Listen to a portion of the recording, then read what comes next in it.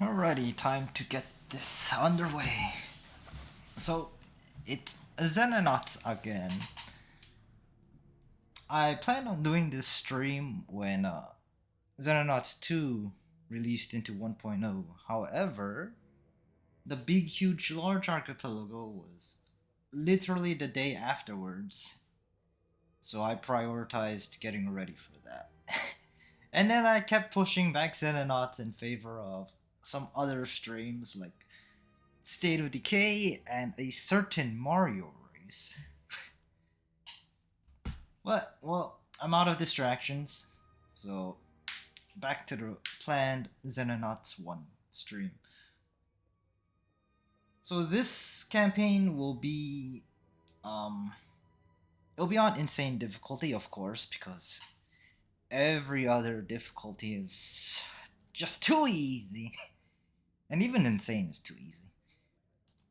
But since insane is too easy, I'll be adding the extra stipulations of I'm not allowed to use explosives, so no frag grenades, no C4, no rockets, and no vehicles, but really, who uses vehicles? Vehicles are just so freaking bad. And I'll only be doing night missions.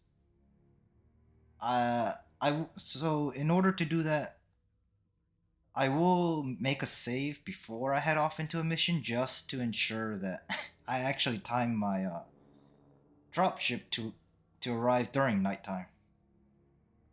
And then the main appeal of this campaign, I will only be using ballistic tier rifles. And this is only a challenge because I freaking hate rifles in this game. Rifles are just so freaking bad. They're in my opinion, rifles are basically noob bait. They're they're great on easy, normal, and even veteran, but on insane, you really need your weapons to specialize in one thing. Rifles are just too unspecialized to actually pull their weight and do anything of value on insane. But yes, those will be the stipulations. So, ballistic rifles, night missions only, no explosives, no vehicles. I thought about doing no armor, but since I'm not doing only privates this campaign, I kind of care about the longevity of my soldiers. And armor will, at the very least, provide me some placebo. But they're probably gonna get one shot anyways. Alright, so we will start on insane difficulty, of course. I don't turn on Iron Man mode because even on Community Edition, this game is not stable enough to ever risk turning on Iron Man mode. But I will be self-imposing Iron Man on myself.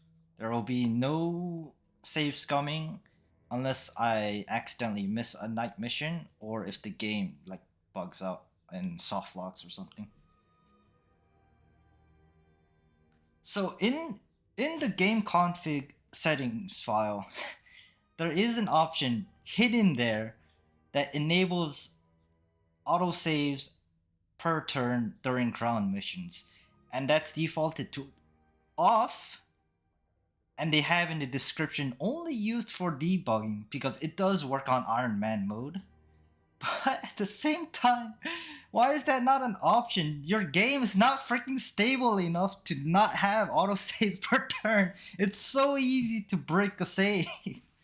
Like I can on demand freeze a ground mission to where I have to load a save. It's not even hard. So yes, I probably won't be saving myself that often, but the game will be auto saving in the back. And hello everybody in chat. Am I a masochist? Uh I mean technically this campaign should be easier than the ones I've done before. So I say I'm limited to ballistic rifles only. I may have to upgrade to laser rifles. purely for Operation Endgame, because Operation Endgame, while it's easy, it turns out there is a pretty strict DPS check at the very start of the mission against those four elite civilians. If you can't kill them within 1 or 2 turns, it becomes nearly impossible on an Iron Man setting.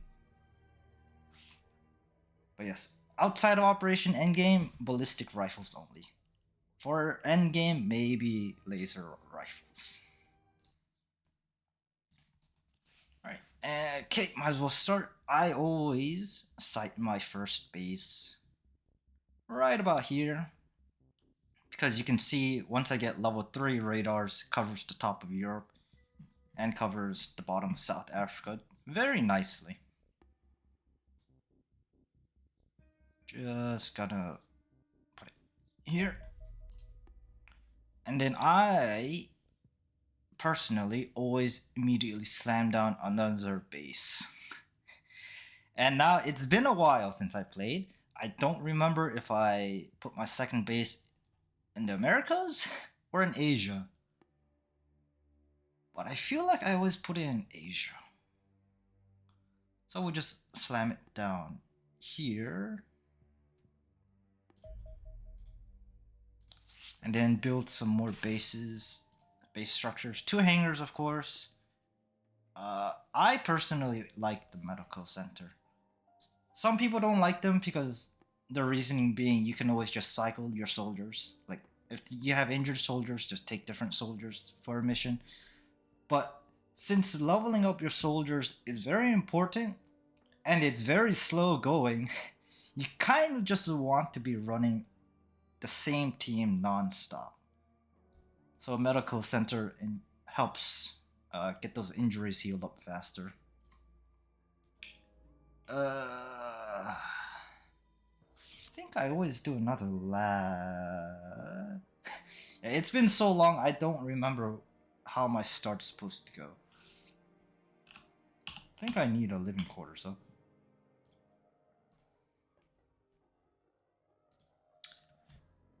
You know, Jake said some hurtful things about the mods I use for Xenonauts, saying something like the mods I use apparently make it so that I deserve the punishment I received during that Mario race.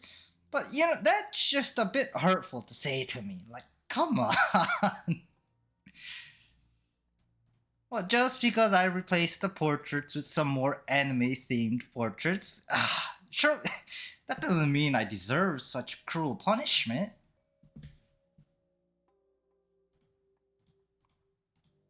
Yes, the huge control center is vanilla. It's automatically built on a new base. And in Xenonauts 1, you cannot build until the command center finishes building. But in Xenonauts 2, I believe you can start immediately building while the command center is under construction. So that's something nice about Xenonauts 2 that it does, but at the same time, you know, just plan your building better. But yes, base 2 won't be operational for 10 days, and a radar array itself takes 10 days. So it's gonna be 20 days until this base is actually functional, which is why I always slam one down. Yeah, I haven't really played Xenonauts too much outside of very early builds, so any of that quality of life stuff it adds, yeah, just goes over me. But yes, okay. Everybody needs to become a rifleman. I will only be using these crummy freaking ballistic rifles that are so freaking bad. So bad. So to explain why they're so bad is that so you have 3 different ways to engage an alien. Close range, medium range, long range. Close range, shotguns superior. Best at close range. You know, you're not gonna miss provided you're like point blanking or 1 or 2 tiles away. They have good damage output, 25 times 3, and it's very cheap to shoot a shotgun. only 28% of your TUs. And if you really need a lot of damage output, point blanking machine gun will kill just about anything. And for medium engagements, well, heavy machine guns or light machine guns work just fine at that. And if you want long range shots, well, sniper rifles and machine guns do the job just fine. So what exactly do rifles do? Just so freaking bad at every roll, except for one thing. But rifles are king at medium range reaction shots. No other weapon comes close to medium range reaction shots, but on insane, if you're relying on reaction shots, you might as well just keel over and die by that point. Yes, they are versatile, but which is why I say they're a noob trap, because they work great on low difficulties, but on insane, they just fall off so hard. Am I taking chat recruits? Sure. If anybody wants to become a soldier, I have no problem with just renaming soldiers because it's pretty easy and quick to do. But unfortunately, all of you will be riflemen, so it's not like you can ask for a specific role. Right. I need to add a new role.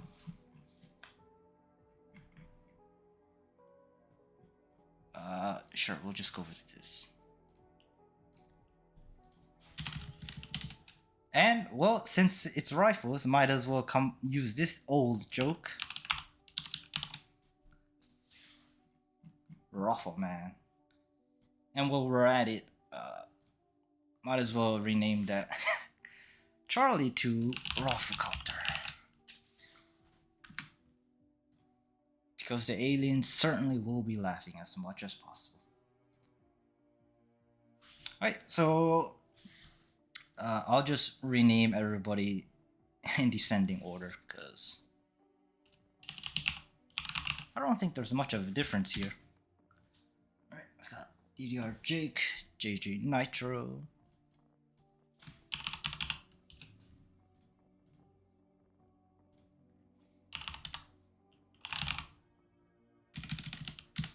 We'll put your underscore in.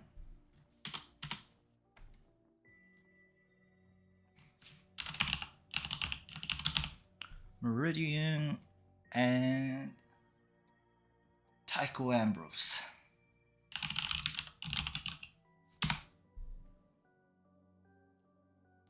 Yes, my character portraits are a very good choice. Thank you very much. But you have not seen my greatest mod in action yet. You'll see what I mean. Well, you'll hear what I mean during a ground mission. But yes, everybody needs to become a rifleman.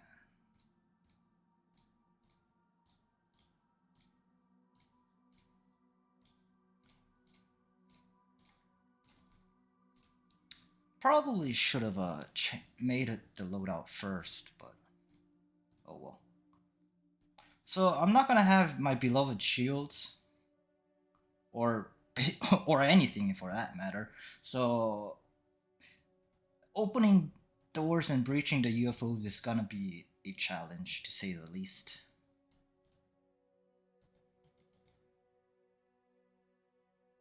Okay, we can.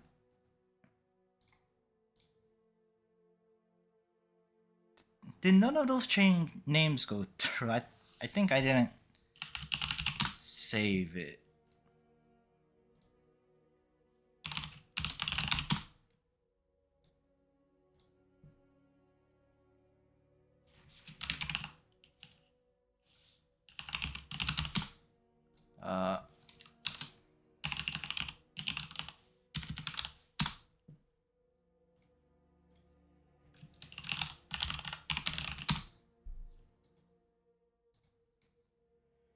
Are they going to say "nani" when they get shot? Uh,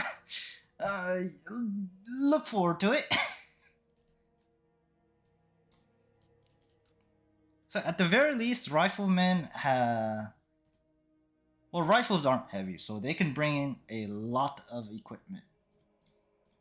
So, tons of smokes, tons of flashes on everybody, which is rather nice. Oh, wrong button. Dang it.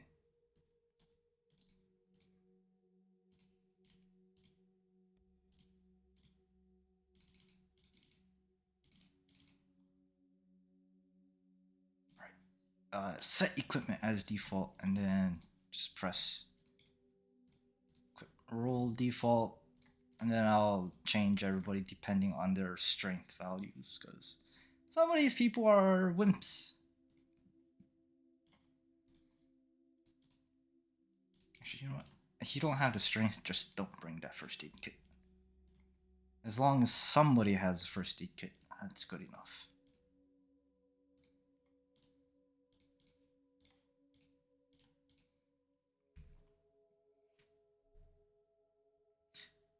Well, Jake, that's just how it happens. Okay, I just went down the list, and that's what you get.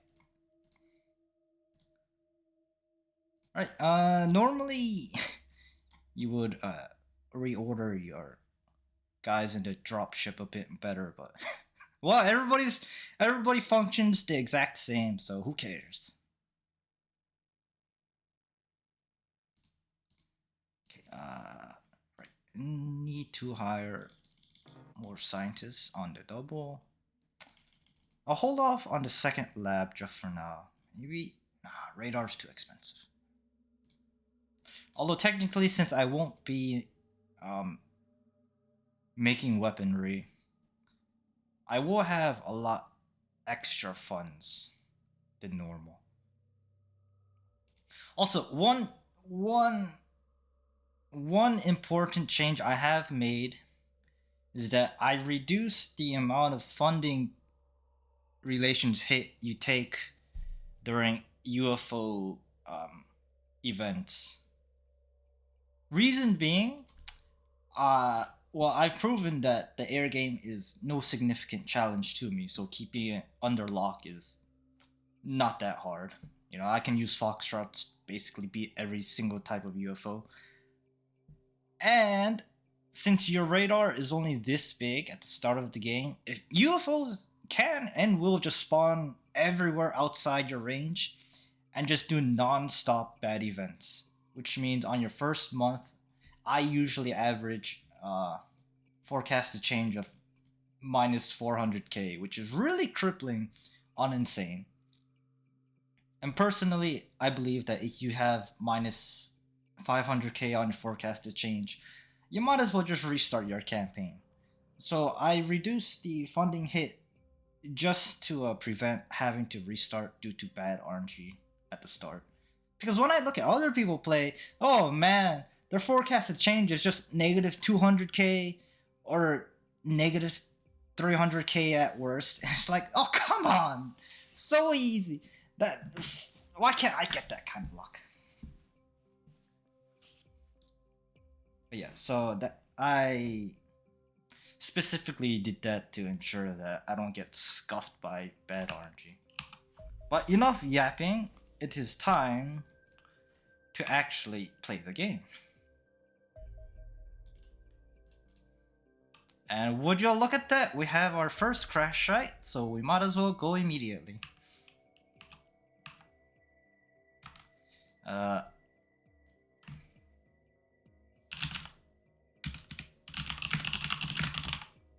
Just gonna make a save right now at the start because, well, you never know what's gonna happen.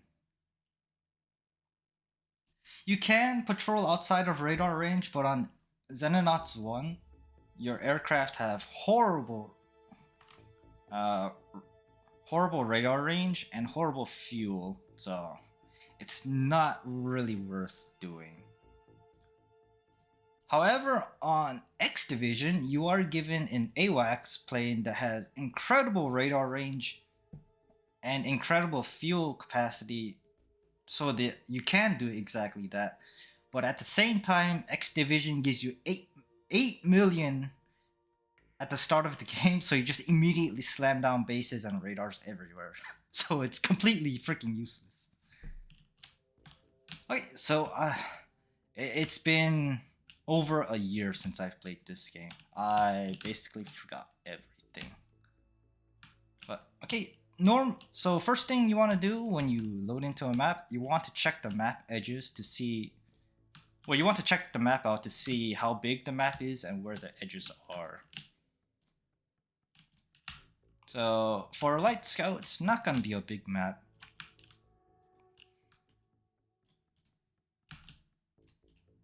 So the edge is right here. So I know this is basically safe, but always check your corners. And yes, since it's nighttime, my vision range is I think 12 tiles at best. So you're provided these flares, and you have an unlimited amount of them, and they're cheaper to throw, and you can throw them further than regular grenades, which will restore your sight to its original daytime values. So like, yeah, it's only 17 TUs and I can throw it this far, but if I try to throw a flashbang, I can only throw it this far and it's 30 TUs. So it's a small TU tax to play on night missions, but... And normally, you should never play night missions. Night missions are a death sentence, and there's absolutely no reason to ever take a night mission because you can just wait until daytime. If you just time your dropship, you will basically always have daytime missions. Okay, well, civilians. Civilians on your first mission is awful because smoke grenades don't work, you don't have armor, your troops probably have very low HP, so it's so ridiculously easy to lose soldiers against civilians, at least on your first few missions, until you get some tools to deal with them. And at this range, it's basically impossible for me to do anything to this civilian.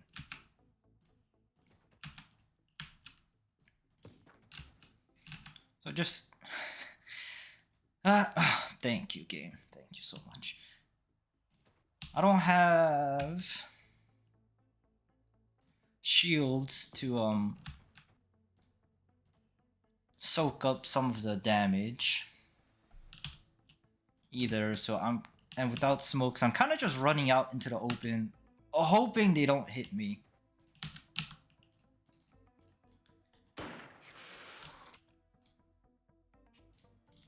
But that is a lot of hoping.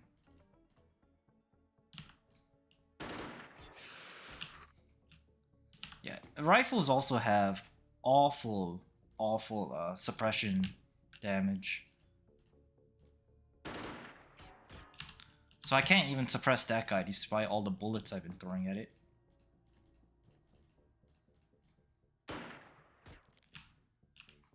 Which is a small problem. You can throw flare.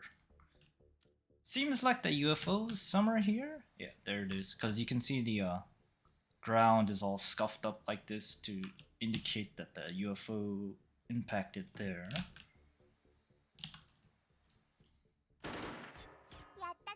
Oh, well, it died.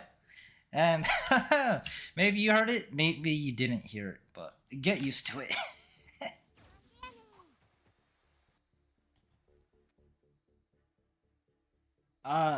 At the start, it's either seasons or civilians only. Androns don't spawn. Any of the supporting alien races don't spawn. But yeah, it's just RNG. It's not a difficulty thing. So some people only get civilians. Some people only get seasons. And normally, you always want seasons because seasons, well, you can use smoke grenades against them, so they're pretty easy to fight. But against civilians, you just have no tools at this stage of the game.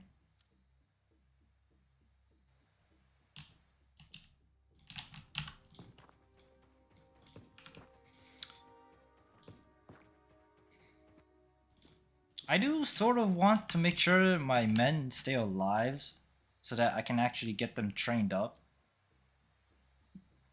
But without armor, without shields, and without actual damage output, that may prove to be a significant challenge.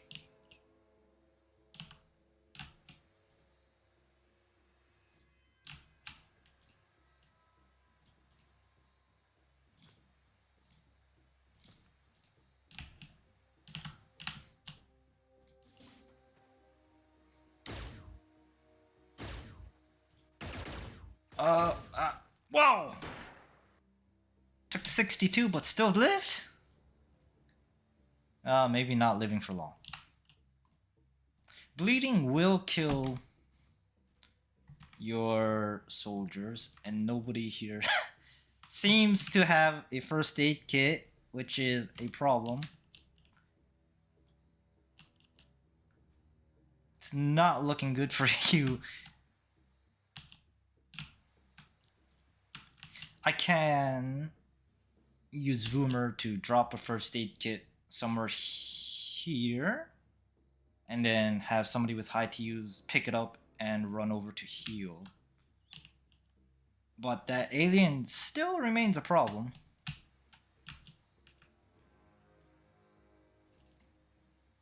God, rifles are just so freaking... No, not here.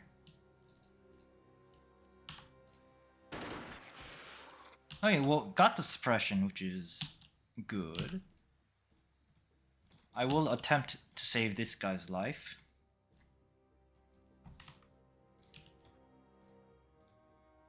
You have best to use.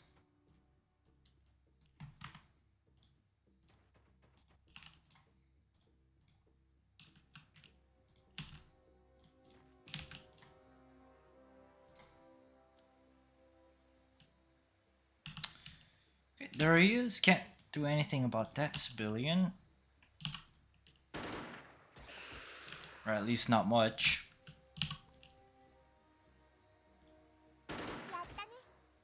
Oh, wow. These rifles are doing surprisingly better than expected.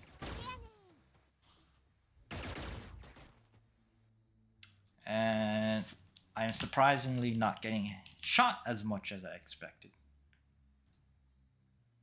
So if I take this shot, these things do blow up. And I'm not sure on the range. I think I'm just barely outside of the range.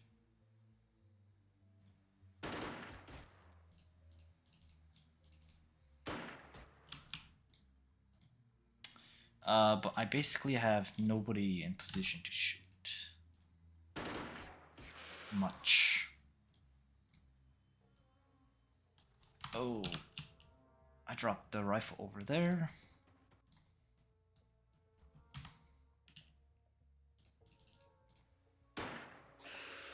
Oh, got a suppression off. That's good. In the interest of keeping you alive, I'll shove you back in the chopper.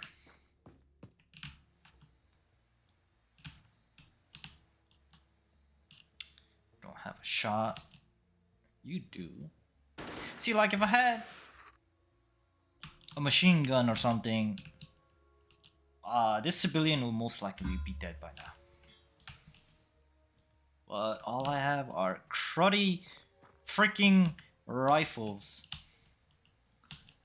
I don't know why anybody would ever use a freaking rifle in this game.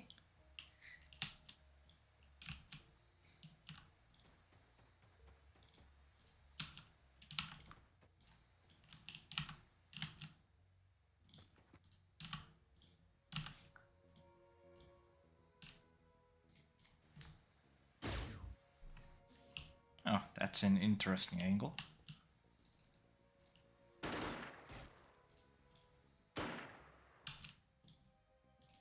So you notice I'm basically only using bursts. I'm not using aimed shots because I believe more bullet is better than just one maybe properly aimed bullet. Of course, missing everything because private, well, low trained soldiers with rifles just can't hit anything. And of course, there's all this blockage going on.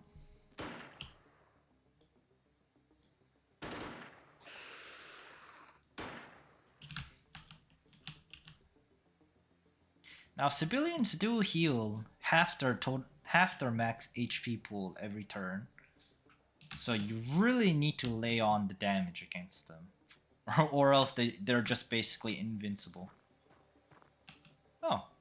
Oh, would you look at that? An actual honest to God soldier.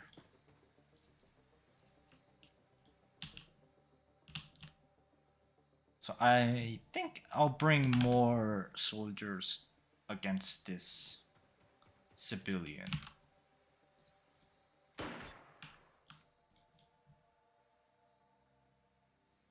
His gun is also a crummy ballistic rifle, unfortunately. But that does bring up the question of, once civilians upgrade to laser weaponry, will I be using them? The answer is no. The same goes for looted alien weaponry on the field. I will only be using these garbage freaking ballistic rifles.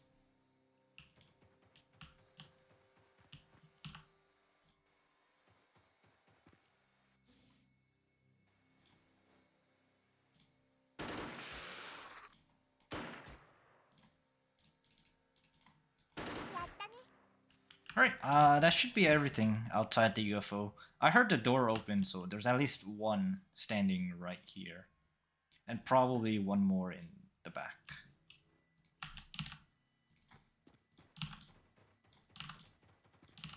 So just gonna move up with no fear.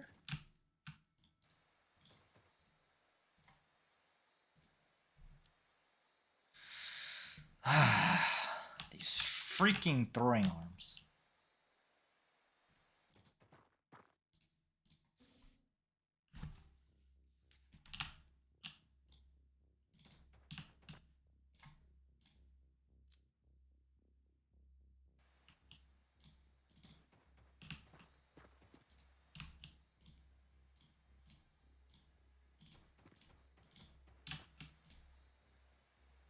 So here's an interesting exploit bug feature. I don't know what to consider it, but so like I'm trying to throw a flare here. However, the UFO is in the way and will block it 100%. However, if I simply aim upwards, okay, I am a bit too close to the UFO, but if I aim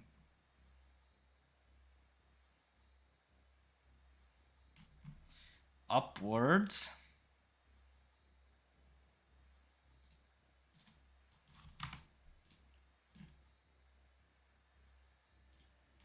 that will land, that will throw it over the UFO. And, well, missed the throw, but you can't throw over objects like that.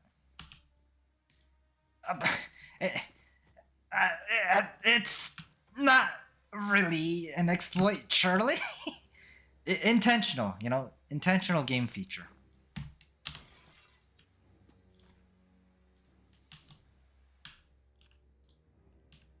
I'm gonna spam crouch on you, just so that you level up your TUs.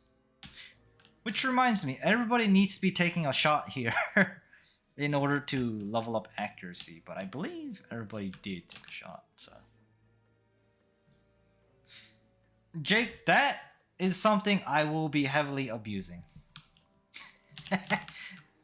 Now, I have no problems being called out on throwing grenades to doors.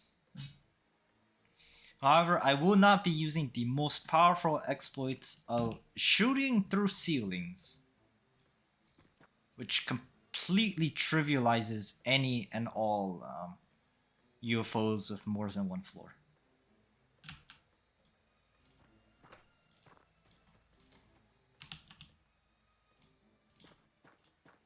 So without a shield, doing this is like really risky, and with no shotguns, breaching UFOs is going to be a most interesting challenge. And by interesting, I mean suicidal. Because I have no tools to breach UFOs properly.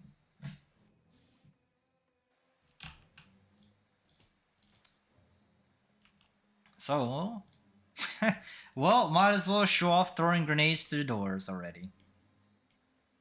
So throwing this flashbang will affect the tiles on the other side of the door because this game is not properly well coded. So I'll throw a flashbang here, hit the civilian behind the door, which allows me to run up and open the door safely.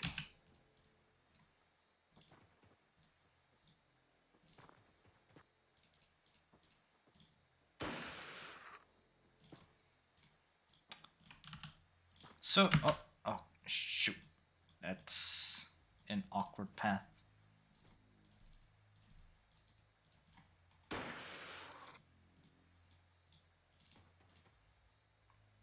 Was hoping to go diagonally, but messed that up.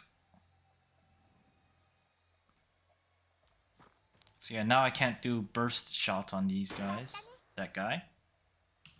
And there is one right here, which is a problem.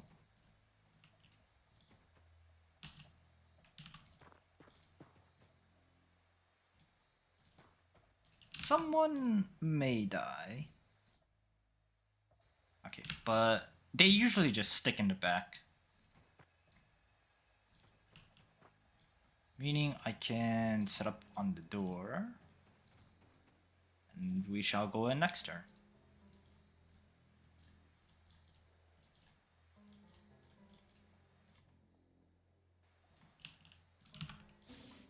Yep, in the back.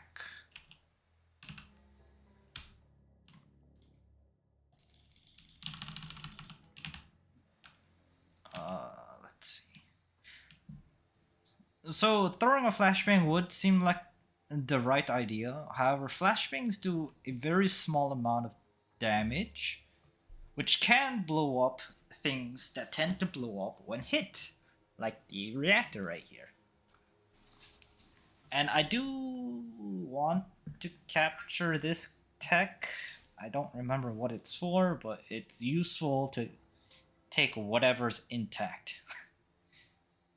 But, well, I kind of need to suppress that guy, so. Okay, didn't blow up the power source, so that's good. So I can just run in and take shots. So this is something that is only possible in Community Edition. In base X1 and X2, these shots are not guaranteed. However, on Community Edition, I am close enough to where my bullets will always land because near misses count as actual hits in Community Edition. But outside of Community Edition, you will literally just see a word miss show up, which is really annoying. And the main reason why I don't like base Xenonaut 1 and Xenonaut 2. So normally, after every mission, everybody should have 1 strength, 1 accuracy, 2 TUs. So if you see anything less than that, it means I messed up the training. So these people with only 1 TUs, I didn't spend their TUs enough to get 2 plus 2. A bit unfortunate, but I have a feeling I'm gonna lose a lot of soldiers very quickly. But well, first mission done against civilians and 0 deaths. That's actually pretty uncommon.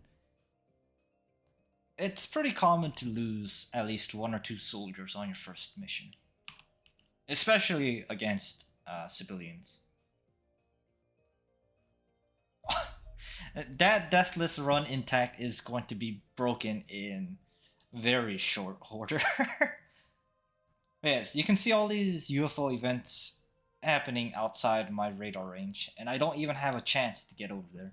Condors can't fly over here, yeah. No range. They don't have the fuel capacity to get over here. Which normally completely ruins your forecast change on Insane, but since I lowered the amount of funding hit you take, I'm stable. So I have plus 16k from North Africa because I took care of that UFO over here, which compensates the negative 14k and negative 3k from here, which technically doesn't add up. But the game does do some rounding, so it might just be a rounding error. I wish I could afford 2 million Foxtrots. So I've actually been watching a lot of other people stream Xenonauts 1, although none of them are among the Jake community, unfortunately. And God, it's just so bad. Like, basically almost every single one of them save scums, even on lower difficulties, and save scumming just automatically turns me off.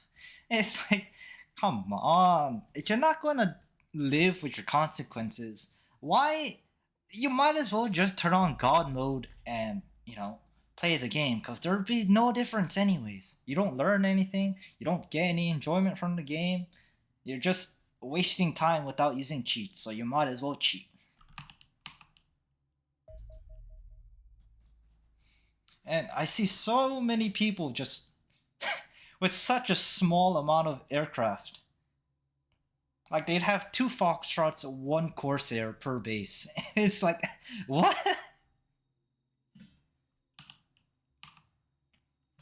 Compared to me, who has like six Foxtrots every single base, in order to keep the air game on lock.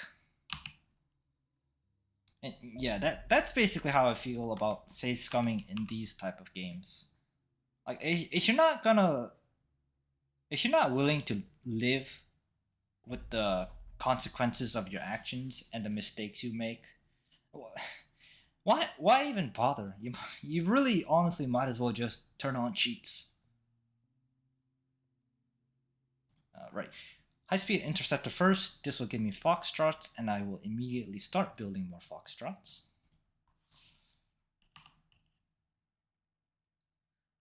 Yeah, you basically never have enough aircraft in this game. If you think you have enough, you don't. Unless you somehow have like, 6 Furies in every single base. Then I guess you can say you have enough. But at that point, you're just kind of farming the game for the sake of farming it.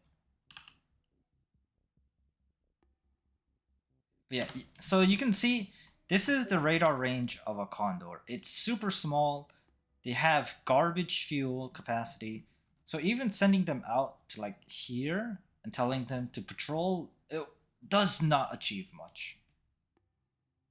Now, if there was a UFO sighting like here, you can attempt to send maybe not a Condor, but at least a Foxtrot out over there to see if you can spot the UFO, but they most likely would have flown away by then.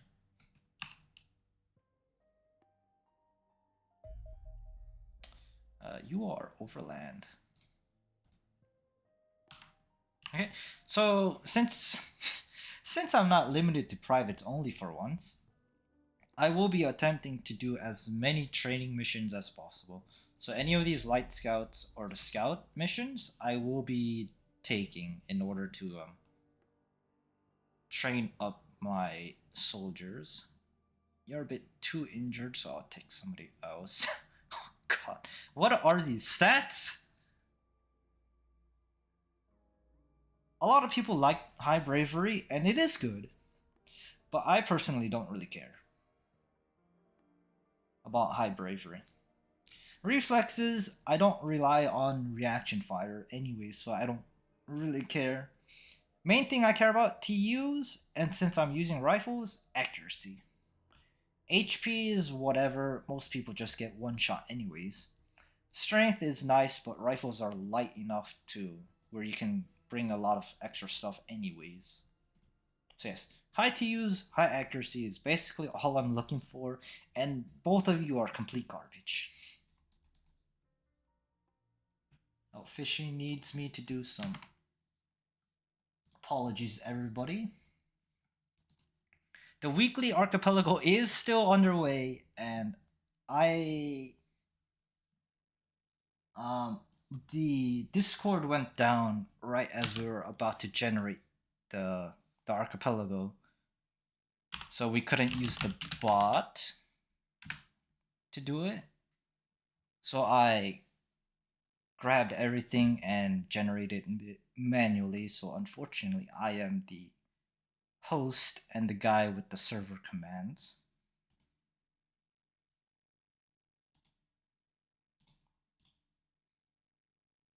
And I have not finished my game yet because I'm sort of just waiting to get my items.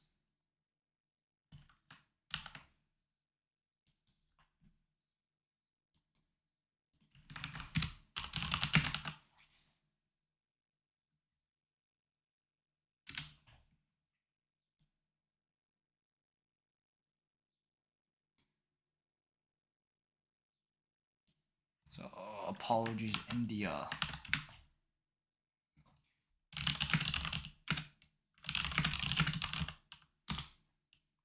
The break into action, but yes, if somebody pings me needing something, I will basically have to go do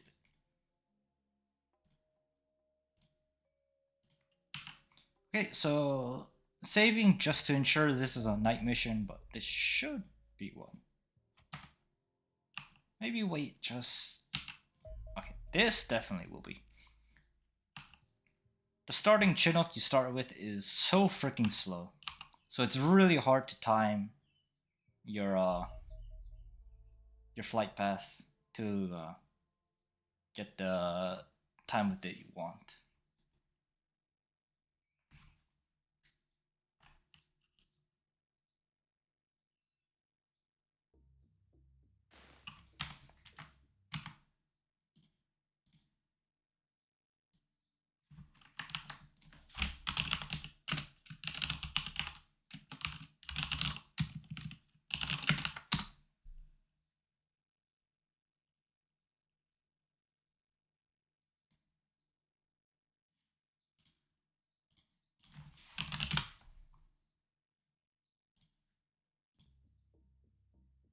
Okay, sorry about that. Did I not bring an extra person? Whoops.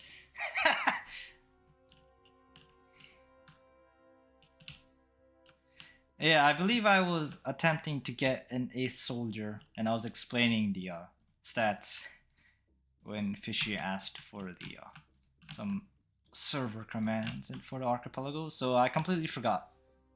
But that's okay, because we didn't need that 8th soldier anyways. So, if you throw a grenade, including flares, when both of your hands are occupied, it costs extra to use. So normally what you should do is drop, free up one hand by dropping something, because dropping something costs 0 to use, and then your grenade throws will be a lot cheaper. So this is only 10 to use, but with the if I had hands full, it all of a sudden costs 17 to use. And it does tell you in the game right here, which most people will not notice because it's kind of obscure.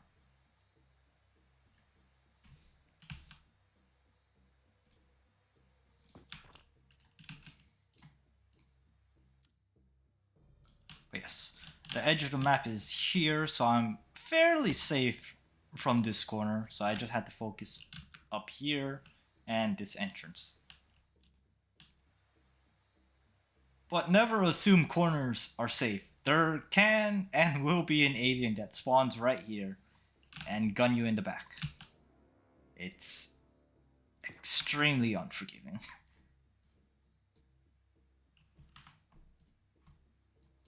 God, you people have horrible TUs.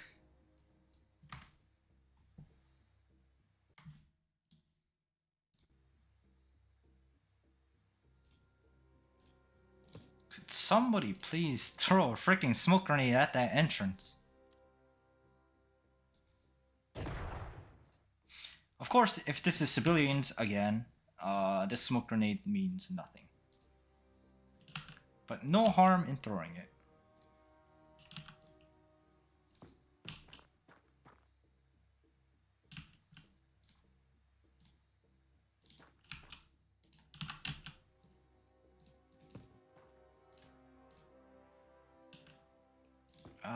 Let's see.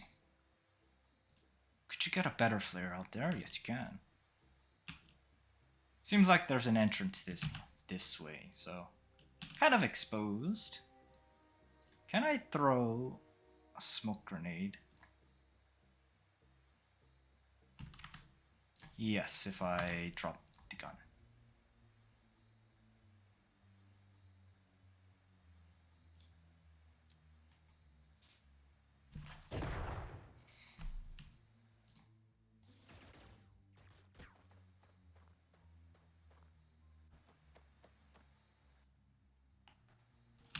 This man is man with no gun, unfortunately.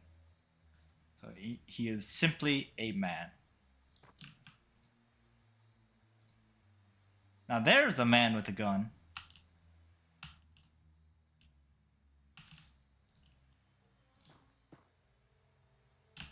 Yes, I need some dang flares out over here because I can't see.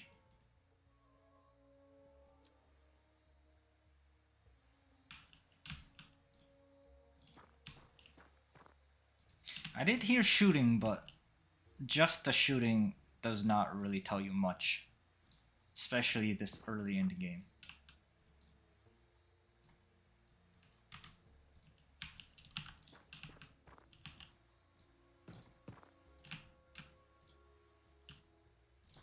Right, I should remember that I only have 7 soldiers, not the usual 8.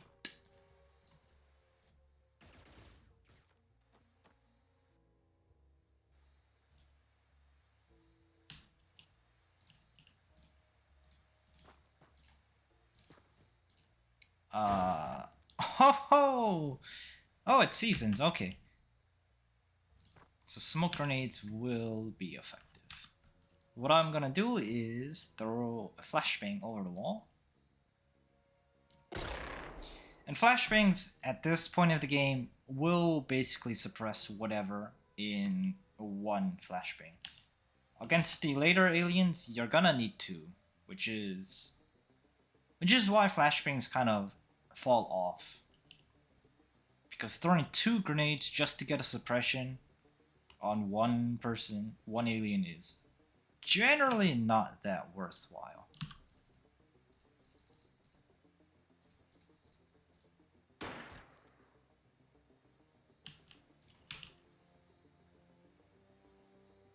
I think I'll just move up, throw a smoke grenade for this turn, and then maybe kill you next turn.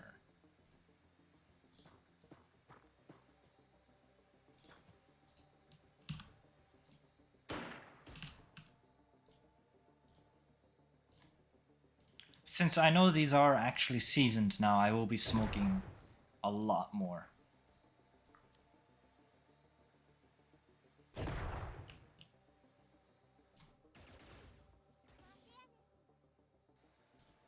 That was a civvy dying. You probably couldn't tell from that voice line, but I do know the difference.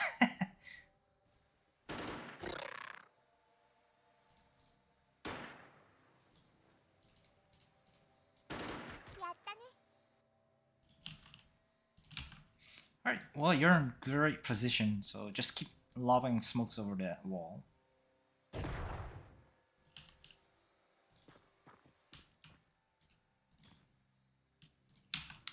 throw a flare over there too.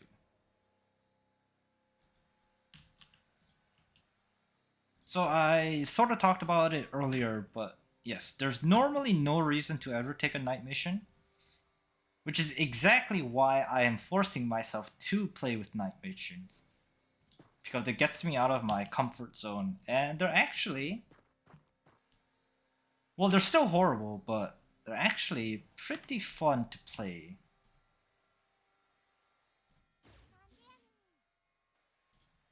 Because now you have to deal with the limited vision range and knowing how and where and when to throw flares to get your vision back.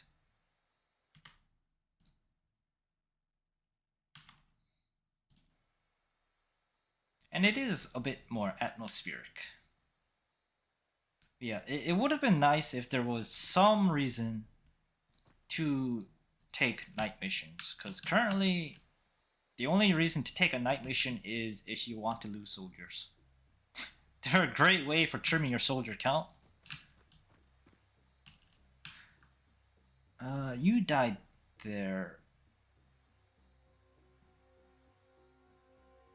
If I remember correctly, I heard a burst from an alien rifle, which means that this non-combatant who only has a pistol probably wasn't the one who killed you, so there's probably an alien right here.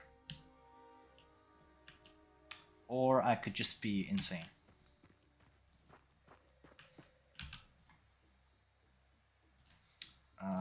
Actually, just throw smoke.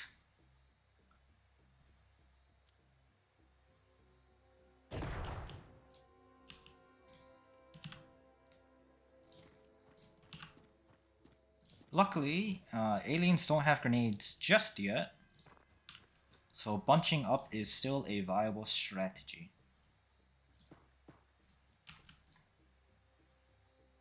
So yeah, you see here, I'm trying to throw a flare here, but it's blocked by this hedge.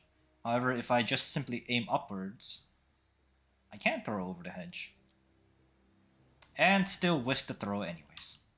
God, freaking... Okay, yeah, see, so there was a season right here because plasma pistols cannot burst fire, and non-combatants only ever spawn with plasma pistols.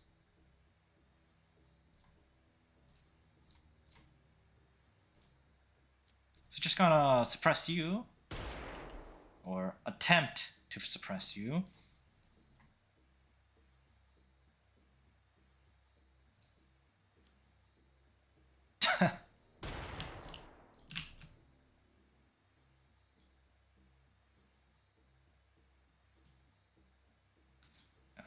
Who has the worst use?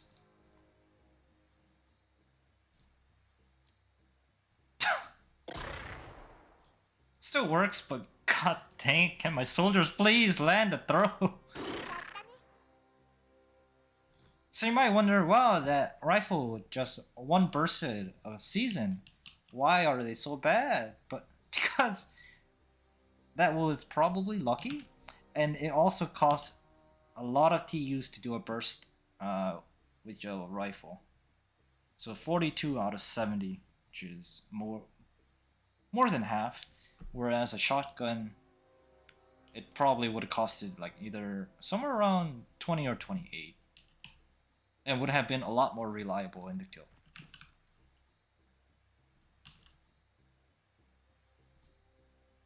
Yes, it feels nice bunching up, and then you get a grenade thrown at you to punish you.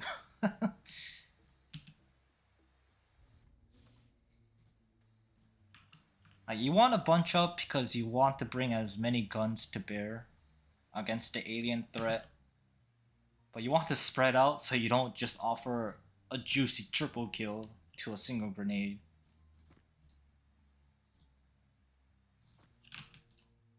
And in the late game, every single alien ends up having a grenade. Except for the Androns and Reapers, because they never have grenades.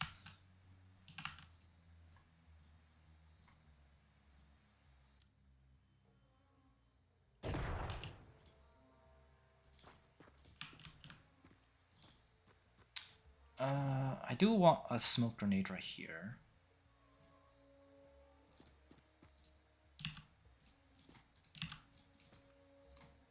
And I will have a smoke grenade right there.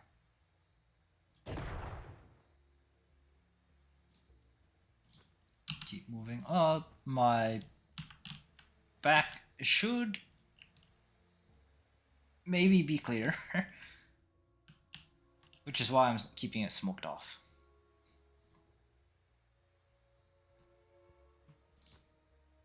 And I might as well throw a flare down there. Flares last for 5 turns, I believe. So you might as well just throw it and forget it. On X Division, flares are actually a lot stronger. They're cheaper, I think, to throw. You can throw them super far and they last freaking forever. But then again, who exactly plays night missions willingly? Alright, there's the ship.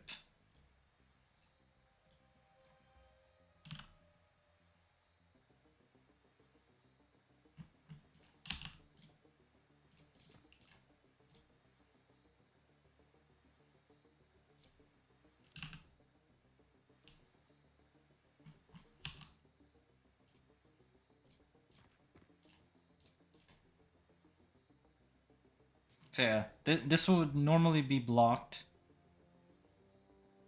Well, I guess these are. But you can just aim up and be perfectly fine.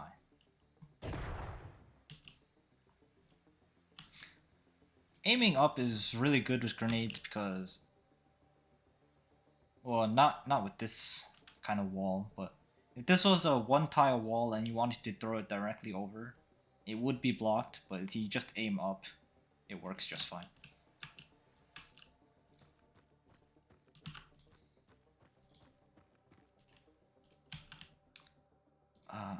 Where did I leave Jake's rifle? There it is.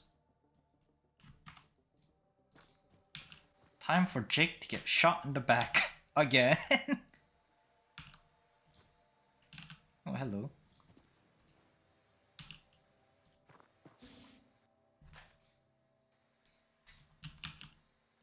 Ran into the ship.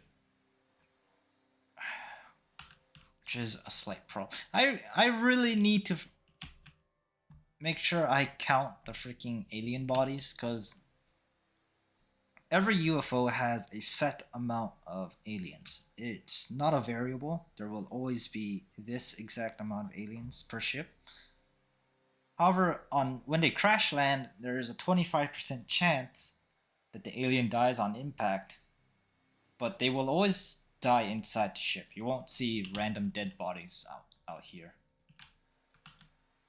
So it's a good idea to count the alien bodies so that you know how many there are left at maximum, instead of just blindly hoping, is that the last alien? And I believe light scouts come at 6 at maximum, so that's 1, 2, 3 accounted for. It's probably 1 in the back, so 4, maybe 2 died on impact. Hello, Baron, welcome. And yes, it's great to see these pajama warriors in action, and they will never grow out of their pajamas, I'm afraid.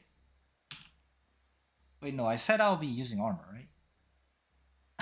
I don't even remember my own stipulations anymore. But I believe I said I'll allow myself armor for once. But I probably won't be using armor until I get like wolf armor. Jackal armor is just... it just feels so bad.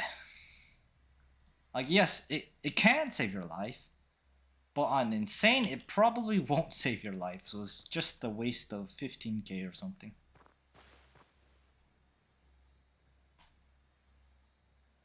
Yes, the stream title should have all the stipulations I am running for this challenge.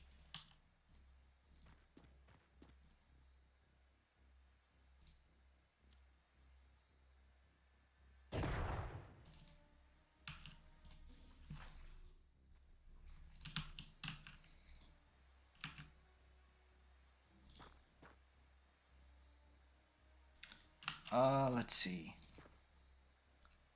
God, doing this without shields or shotguns is just so dangerous.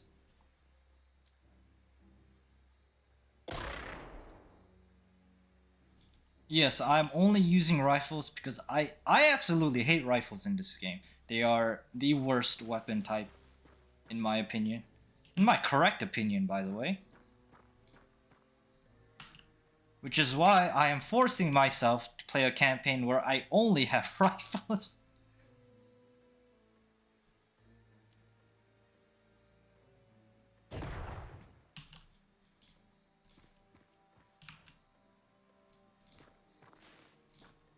I'm kind of just haphazardly lining up outside the door with no real plan. Because I really just don't have a plan for breaching these UFOs properly.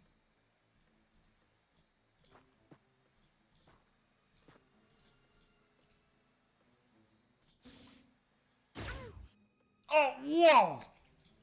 They keep shooting the people who rolled extremely high on their HP values. Meridian almost died for it, but luckily she rolled with 65 HP and tanked a shot right in the back. Yes, HP is absolutely useless as a stat. Despite the fact that both times I've been shot this campaign, I only lived because I rolled with high HP stat.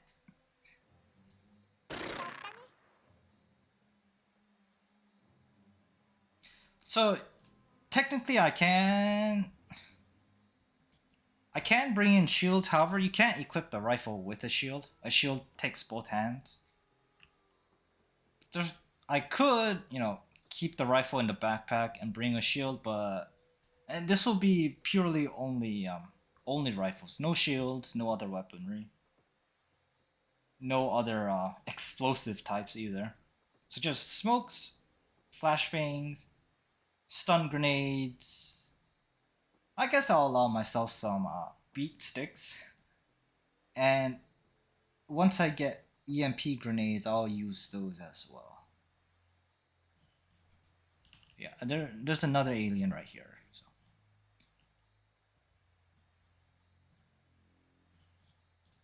Oh, or not.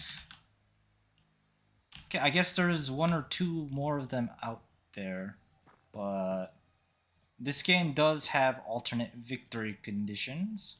So if you hold the bridge of a UFO for 5 turns without it being contested, you will automatically beat these. Beat well, you will automatically achieve victory. And that's what I'll do because going out to go find these aliens sounds suicidal. So I'm just gonna spam crouch to spend up the TUs so that they get proper TU training done. And of course this is where I will see an alien open the door and shoot me.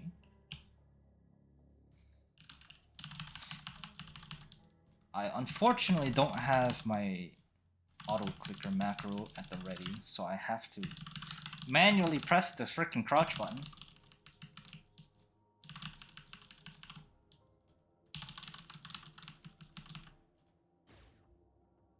Oh. There are aliens out there trying to shoot one of those civvies. Yes. These Xenonauts do not skip leg day.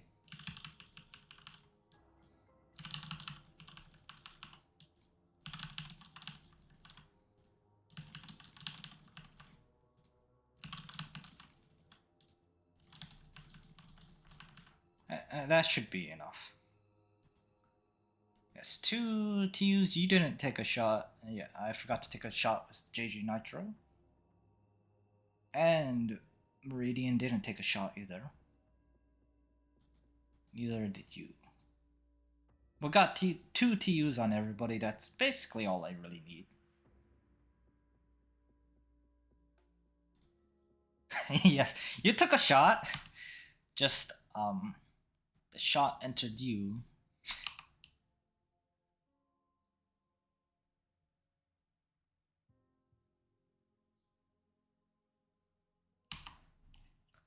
So, two missions.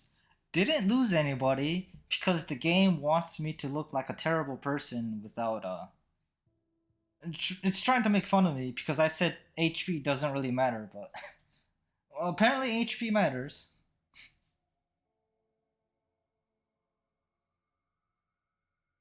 And you know what? Baron didn't consent to this, but we're shoving him in the Pajama Warrior crew. With or without his consent.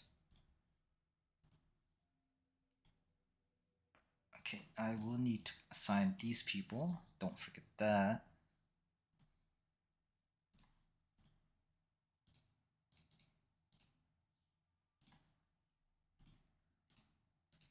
Yes, everybody shall line up to die against the alien threat.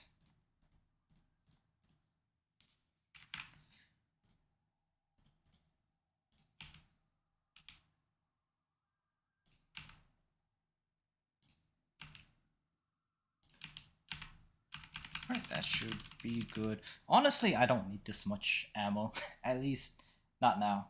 But I will need a lot more ammo during the later UFOs. Especially if I'm up against civilians. Okay, it's looking pretty good so far, but this is the early game. It really doesn't function much differently from a normal playthrough.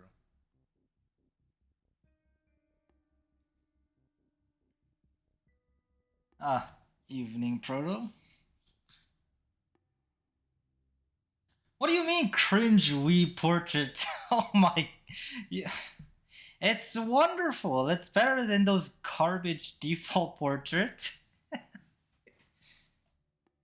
God, where's my fellow weebs in chat? Back me up here.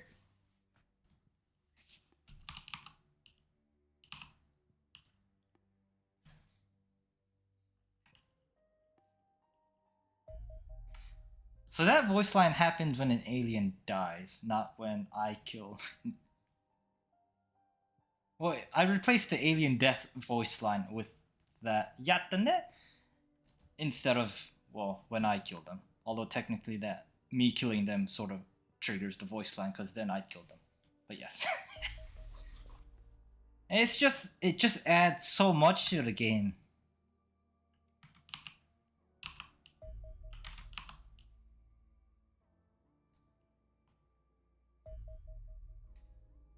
Surprising amount of UFOs spawning inside my radar range.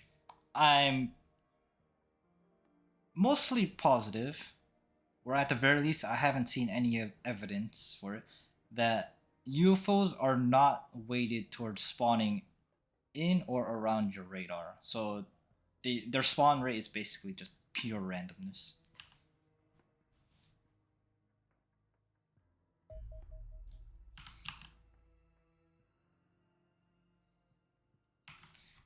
You know, I didn't put it in the stream title, but I guess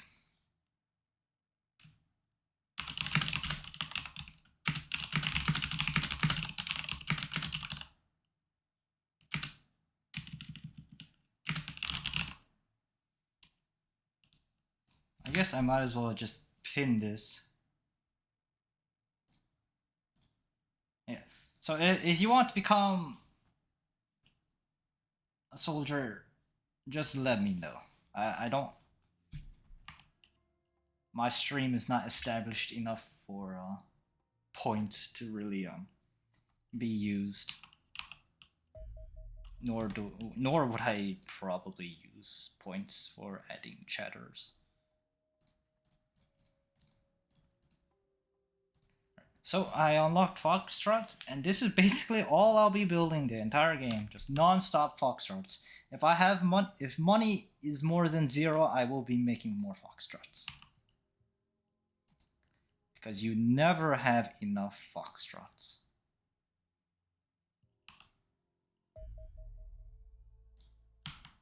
Indochina finished up, so a radar, some hangars. I mean, there's gonna be plenty of grenades being thrown. Just none of the explosive type grenades. Because what's the point of doing a rifle only challenge if by the end game all you do is just throw fusion grenades? But we'll put you in.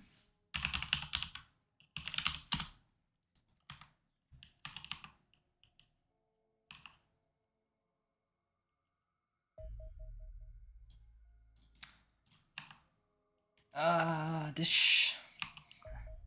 Yes, a regular scout. Condors can auto-resolve it just fine. So make a safety save just to ensure this is a night mission and check the positioning and we're good to go. After the stream, I might look into seeing if I can mod the geoscape to be permanently night, but it might not be just a simple text file edit, which would mean it's beyond me. I have no coding knowledge, so anything that actually requires coding or whatever is just goes straight over my head. But if it's just a simple text file edit, yeah, I can do that no problem. So, scout mission, I believe there's up to 10 aliens, which is a lot more, since the aliens now outnumber us, technically. And industrial map, I hate industrial maps. There's just way too many corners, too many buildings for aliens to hide in. It's just really risky to do.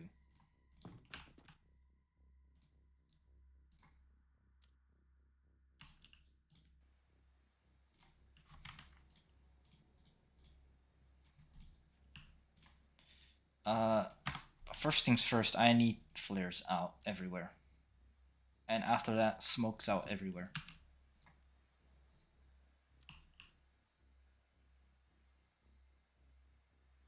I do know how to edit the geoscape landscaping. So I could, if I really wanted to, create my own custom world with its own tile sets, but well, there's no real point to do so just yet.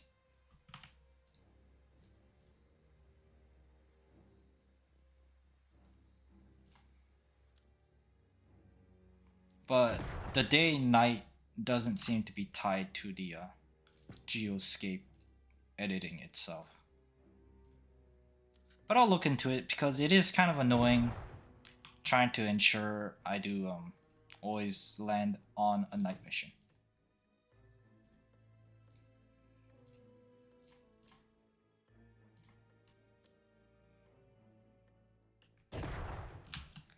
So plenty of smokes, of course, completely useless if it's civilians, but might as well throw them since I have plenty.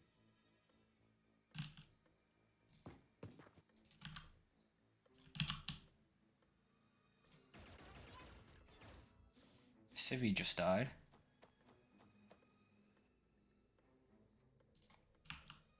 Still unsure what aliens I'm up against. Oh yeah, this is something you won't realize playing the game normally with only daytime missions. These street lamps actually provide ambient lighting on night missions. So I don't have a flare here, but the street lamp does restore my vision around it. Which is actually pretty cool. Because then you realize the lights on the map aren't just random doodads. They actually do provide some use on night missions.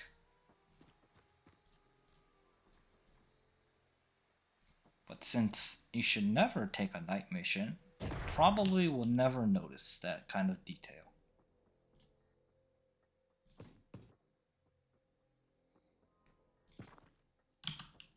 So I personally hate it when you don't see a single alien on your first and even second turn.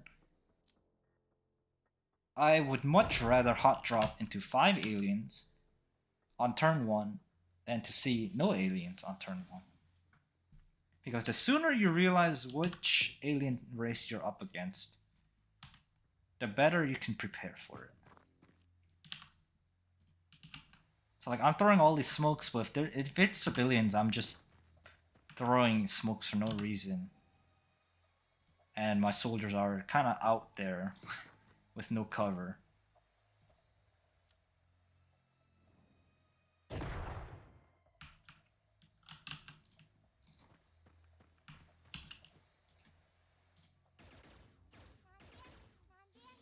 Oh, that's 2 civvies dead. Doesn't seem like any of the civvies spawned with a gun, which is a bit unfortunate.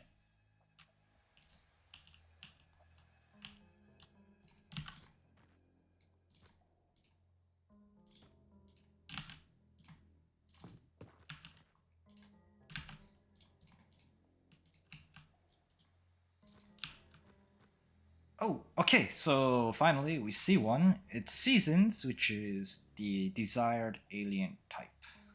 Because smoke grenades will work.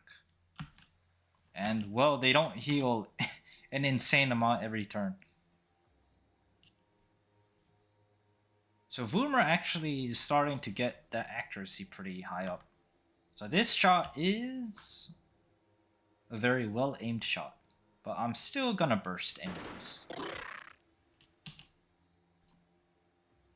Because on Community Edition, more bullet is better.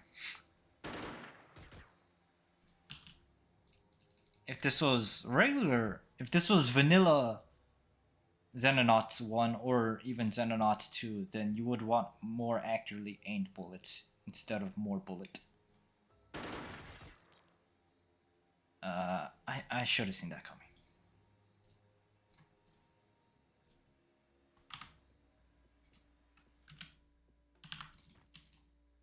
Alright, Jake can throw Am I done shooting actually?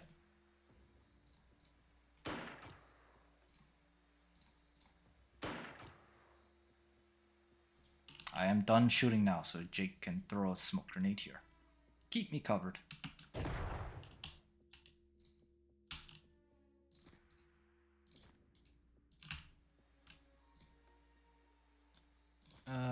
Might as well move Tycho over here.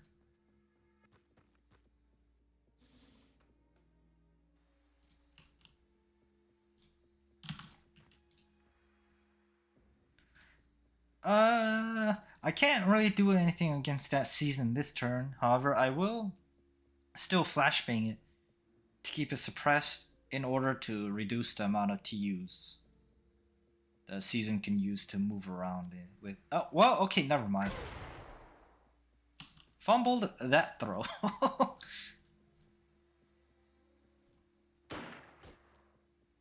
Baron's still good enough to suppress it, though. Thank you, Baron. Showing Baron once again proving he is the superior Xenonaut.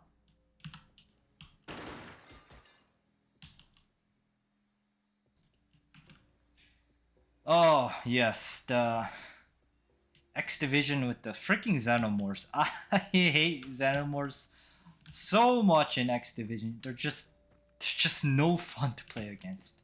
Especially the stupid freaking facehuggers that basically act as Reapers in base Xenonauts 1. Reapers in X Division are actually a joke.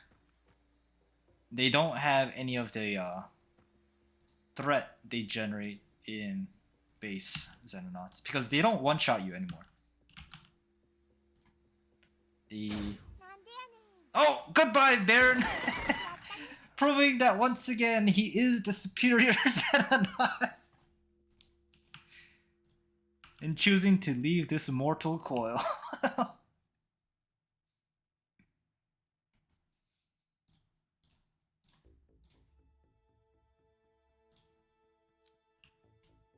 Where did you throw that?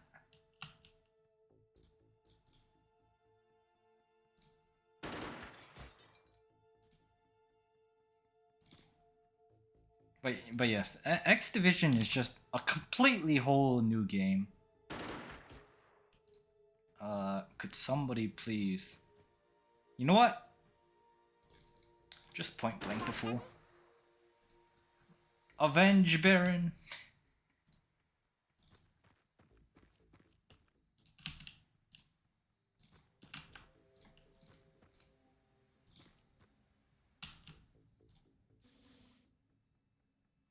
I thought about streaming X Division before, and I did do one stream of it. However, playing X Division as a whole takes freaking forever, and ground missions are no longer optional.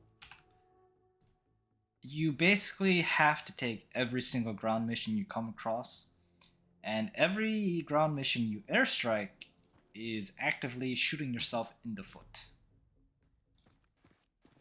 Which means there are a lot of missions to do, and you're going to be seeing the same type of mission over and over. So it's just not a good viewing experience in my opinion. Because you're just gonna see the same thing over and over and over and over and over again for about 200 hours. And well, I'm not particularly good at yapping, so there's just gonna be a lot of silence during the streams. So I might as well just do it off stream. But then what am I supposed to stream? Yeah, that's why I don't really... That's why I haven't really tried to stream X Division seriously. Nor have I actually even beat X Division, not even once. I've attempted 4 campaigns, and every single one of them just fizzles out. I've never even reached Phase 4 yet. I always just completely run out of steam during Phase 3. Because it is just a massive grind.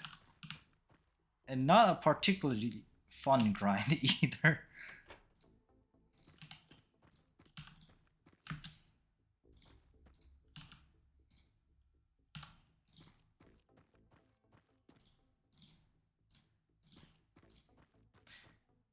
I really should be playing more carefully, but I just can't be bothered. I know I'm gonna lose just about every single one of my starting soldiers until I get like Sentinel armor.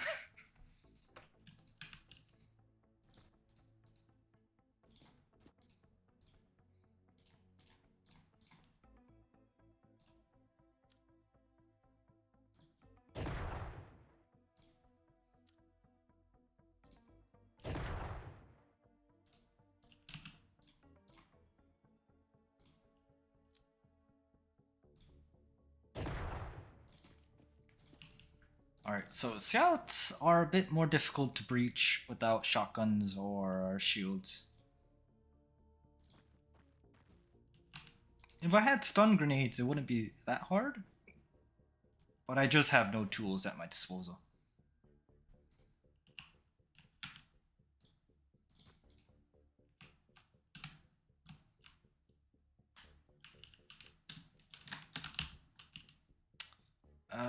Okay. I need somebody with high TUs.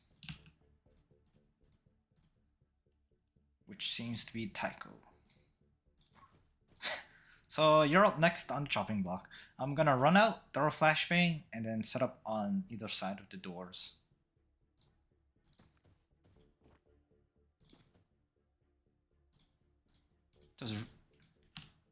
Man, why is everybody's TU so bad? Keep it smoked, however.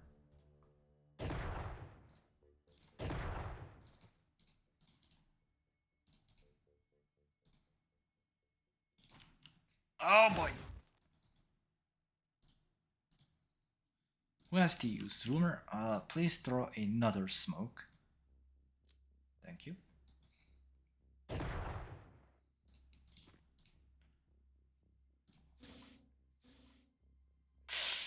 I really should kill that season before attempting the breach.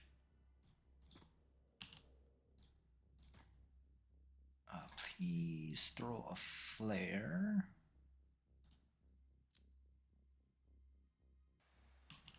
Oh, he's sitting right there. Alright, Jake, throw me the best flashbang you can throw.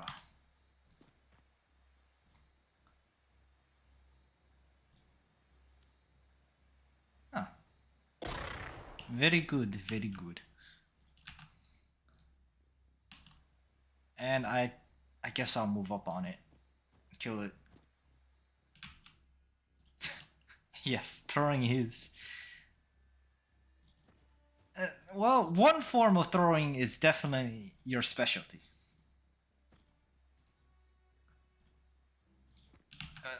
Now, whether or not that kind of throwing is the kind of throwing I need is up to debate.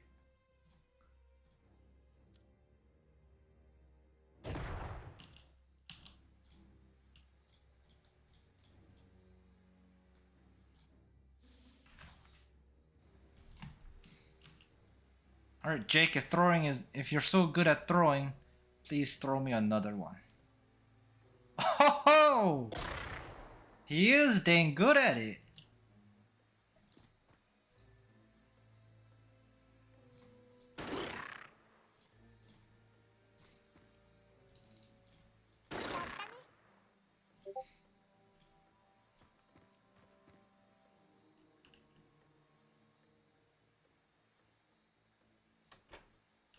Oops, I didn't mute Discord.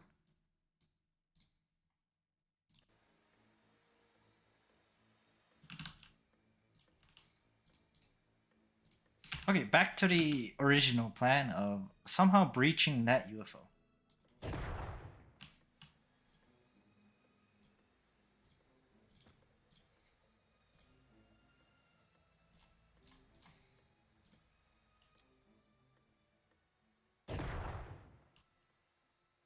So in X Division, you can actually block doors. So if you stand right here against a closed door, the AI will never open this door or even attempt to pass through it. So this basically becomes a wall, and you are the one who gets to control when exactly that door opens. So you can't have the AI just pile up on the door, and then on your turn you open up, shoot everything, and then close the door again. It's very overpowered. And one of the very few advantages you have in that freaking mod.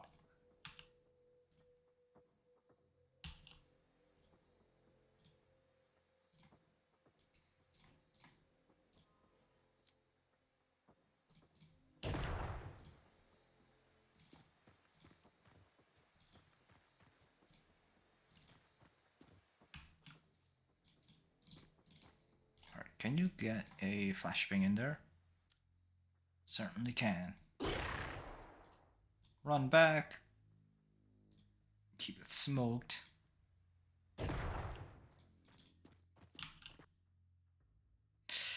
That door being open is most concerning.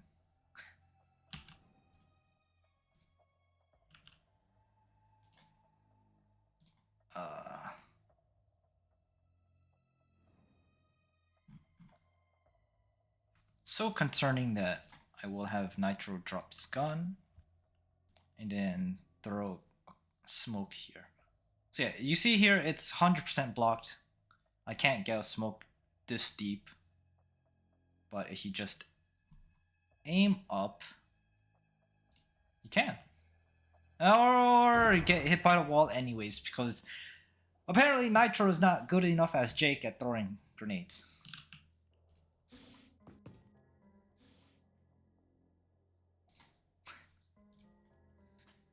But luckily there seems to be nothing up here.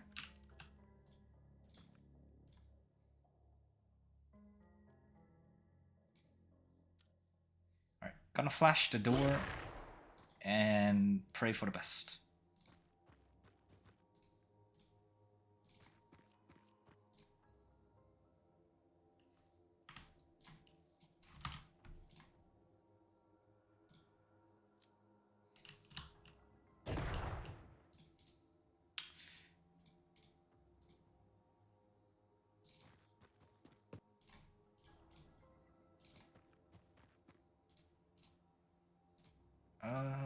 Yeah, I'll get you over here.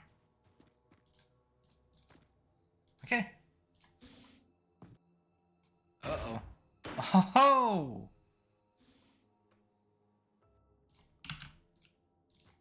Alright, Jake. One more flashbang through that door. Thank you.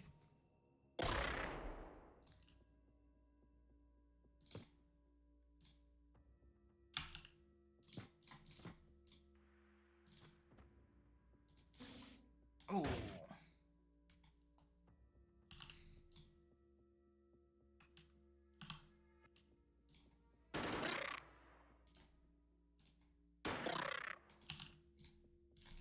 This is basically almost a guaranteed kill, but I might roll low on my damage, but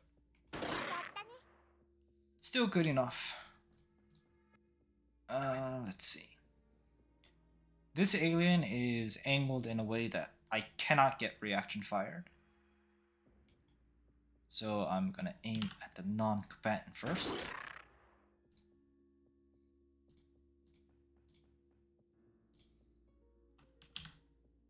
Hope this kills. It does.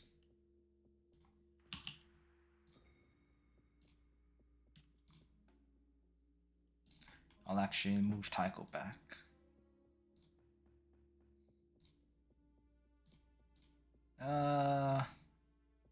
Maybe shouldn't have.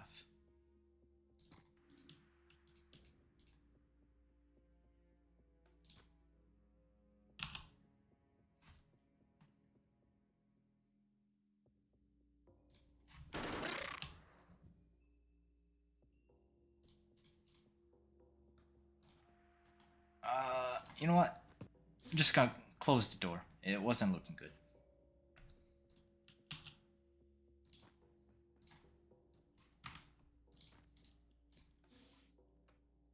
I think that non-combatant just ran back into the bridge. I heard two doors, so... Never mind. There is actually an alien right here in this tile. If two doors opened that and it wasn't you, it means somebody in the command room ran out this door right here, and then stood right here, and for whatever reason, when the AI rubs against a door, they basically always open them. So it would have stood here, opened the door, and ended their turn.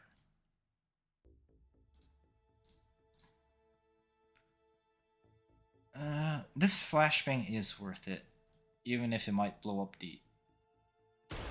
It was... Oh, Proto! You almost dying what you wanted to do, throwing grenades.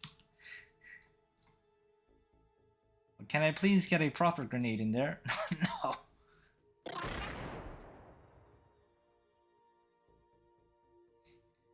I don't know how that alien didn't kick the bucket when the explosion was right next to him in his face.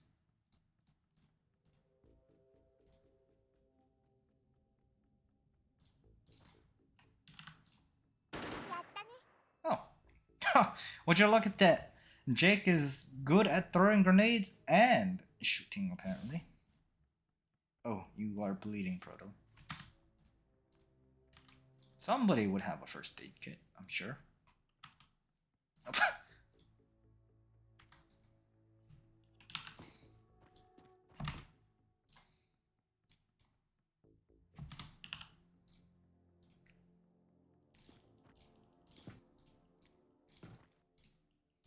So despite all of the horrible things I said about HP not mattering, 3 out of 4 soldiers have taken a hit and survived. Unfortunately, Baron took an 80-ish damage shot, and well, there was no hope for him.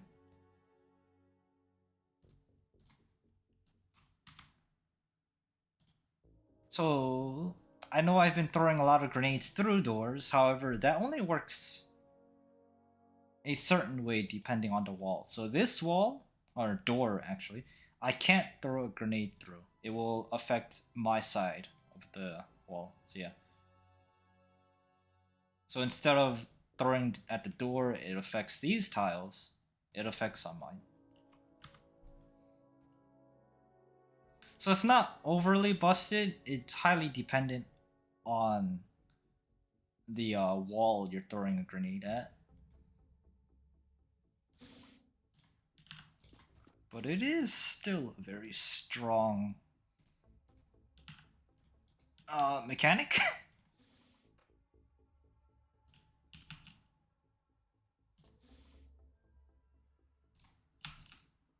Sort of waiting until I only hear one door. Then I will know for sure there's nobody here.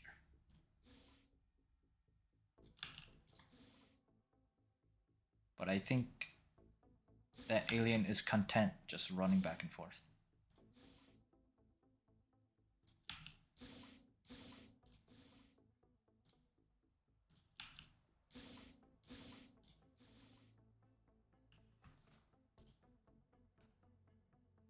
Yes, I'll be allowing myself the beloved beat sticks.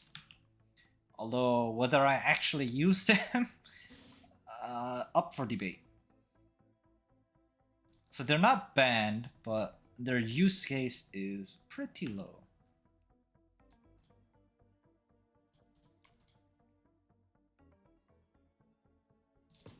Alright, gonna smoke it.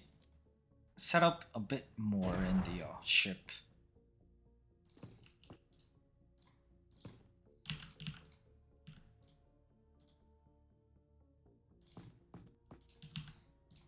Using whatever cover there is.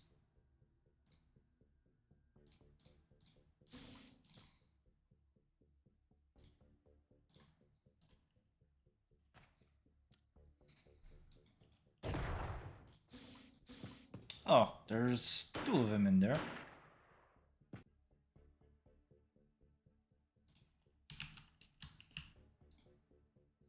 Okay, I need people with really good teams for this. Alright, Taco, you're up. So here's something that is a point of high contention with, and a source of much frustration with people who are not particularly familiar with the game, and that's shooting around corners, and sometimes that corner completely blocks your shot. And it seems arbitrary, however, it is highly dependent on the corner. I'm not really explaining it well, but I can probably show it better. So if I stand here, you would normally think I can shoot around the corner onto this tile. And that is true. However, that's only when shooting from this side. If I stood here where the alien is, I cannot shoot around the corner here. It will be 100% blocked by the corner. So, since I know that, if I stand here, I know I am 100% safe from a reaction fire upon opening the door from the alien behind the door. Which is why I'm gonna run up here.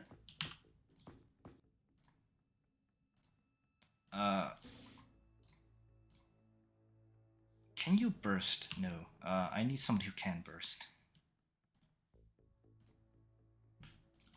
That's good enough. Yes, I'll run up here, open the door. Normally, I would have been blasted to smithereens by reaction fire, but since I know it gets 100% blocked around the corner, completely safe to open the door. So I can shoot him, but he can't shoot me.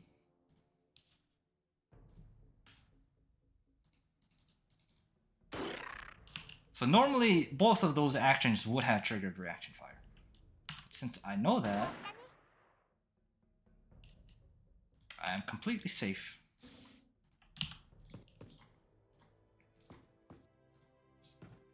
And I'll show you once I get on this tile that you can't actually shoot around the corner.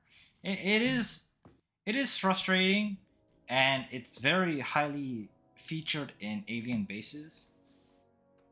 But if you just know about it, it's not horrible. So if I stand here, completely blocked by the corner. No matter how many times I shoot, it'll just get eaten up.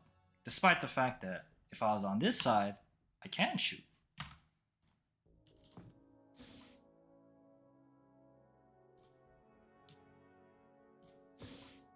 Hello. Goodbye. And there we go. Oh, poor bear. Yeah, he took a 82 hit, 82 damage hit, so no way, no chance of coming back from that one. But yes, everybody should have 1 strength, 1 accuracy, 2 TUs. And Proto did not take a shot. But hey, he got a medal at least.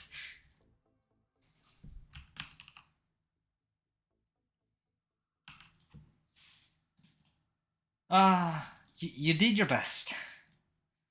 But unfortunately, the non-consensual conscription continues onwards.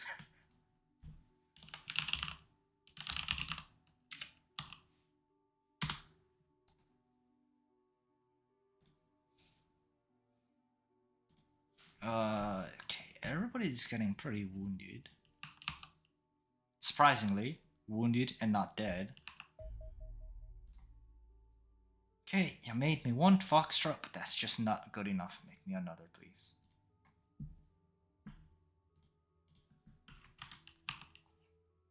How many hangers do I have, actually?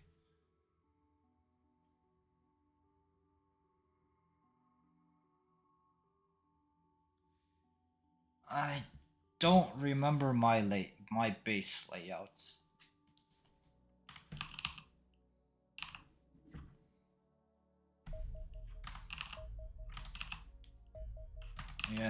Yes, I know all of this. Okay.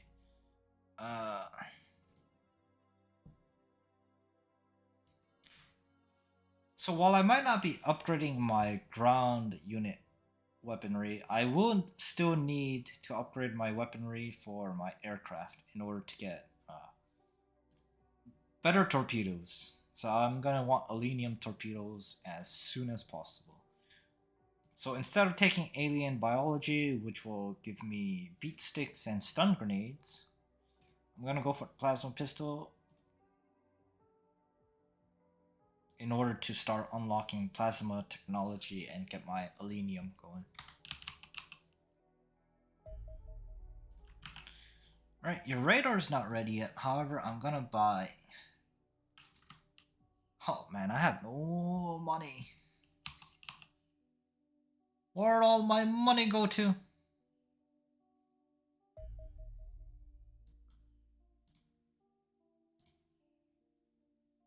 Oh, that's where all my money went to. All these foxtrots, which are totally worth it.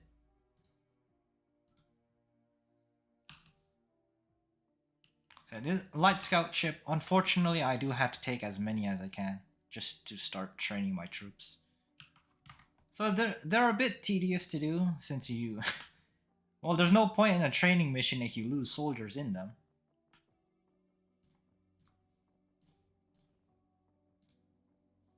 But I do need to take as many as possible.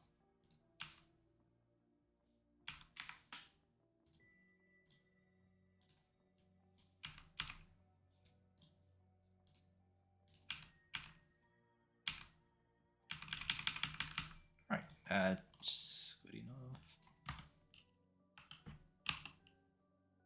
There's no way I can miss a night mission here.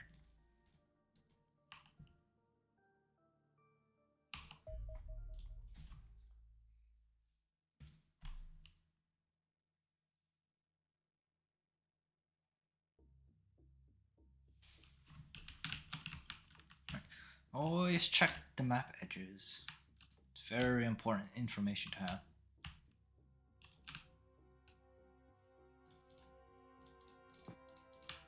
And while these corners might look safe, and on this map, it should be 100% safe. Always check the dang corners.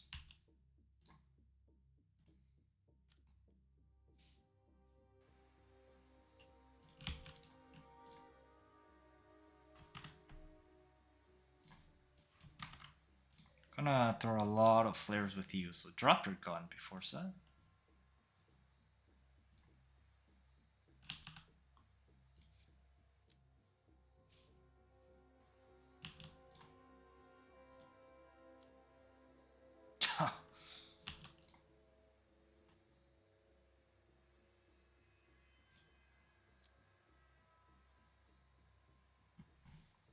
Alright, and...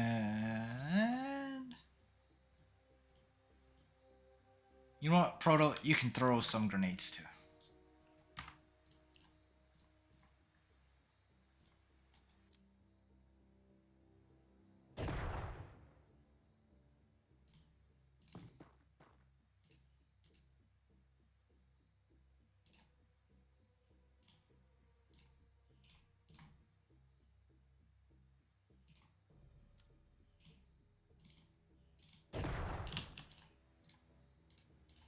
Of course, if this is civilians, this is completely freaking useless.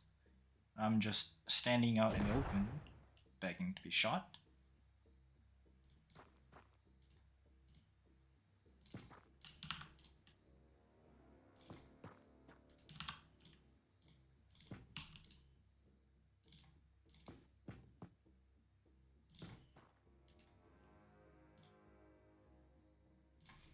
Grab your gun back, and... Okay, hope for the best.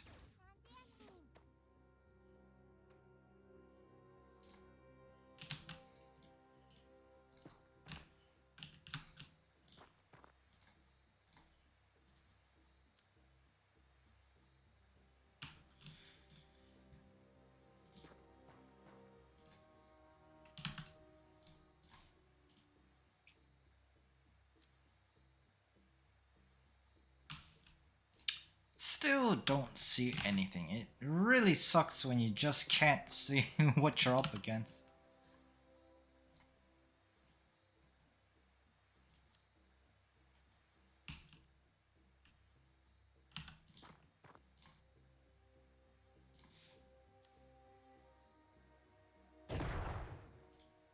Was not a good smoke.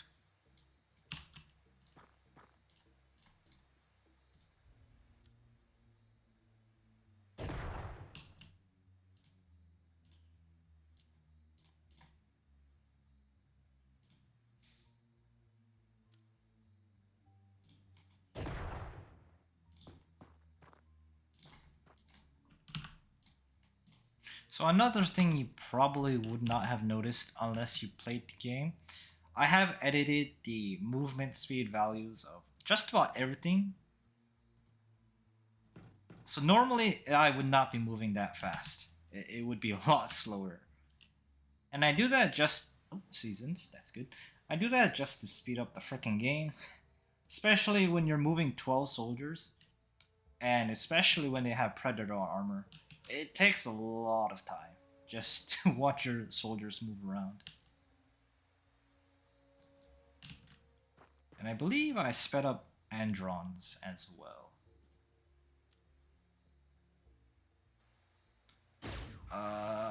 Oh. See, if I had a machine gun, this would be an easy suppression or even an easy kill. But with rifles, it's like, what are my options here? Except hope I get lucky.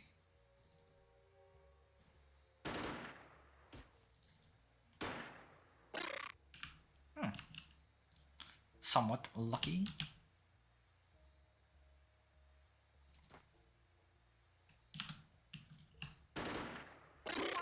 Oh, what a crack shot! That was all 3 hits.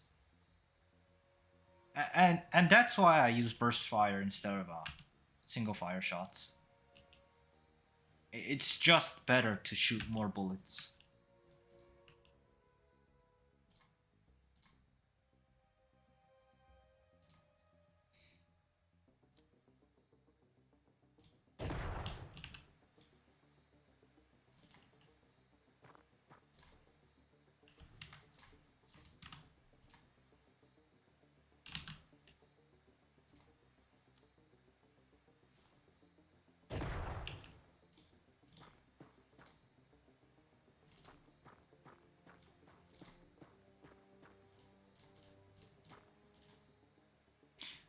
And you might notice I always scroll through my soldier list down here, and this is just to ensure I'm not leaving somebody behind and not spending their TUs.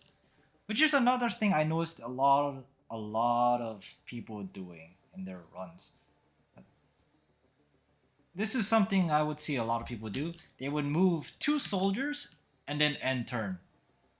So 6 of their soldiers just have their entire TU pool not used. And in this game, you really want to be using your TUs as effectively as possible. And there's nothing wrong with having leftover TUs because you need leftover TUs in order to reaction fire. But just leaving your soldiers like sitting in the chopper max TUs, not using them at all, is just what are you doing?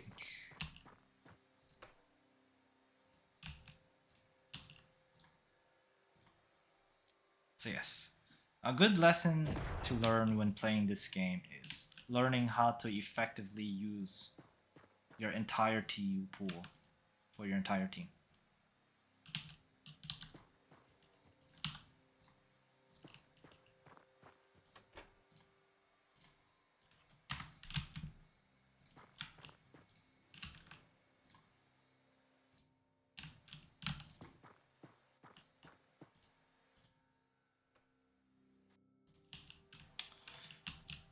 This was a light scout. There's not that many aliens out and about, usually.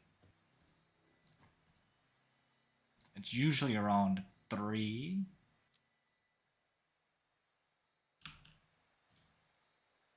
Assuming they don't all die in the crash.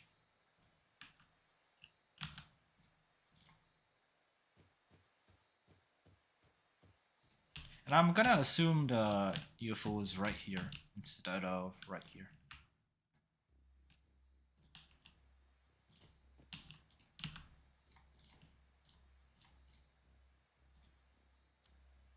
And since I have so many smoke grenades thanks to being a rifleman, I can just keep throwing willy-nilly.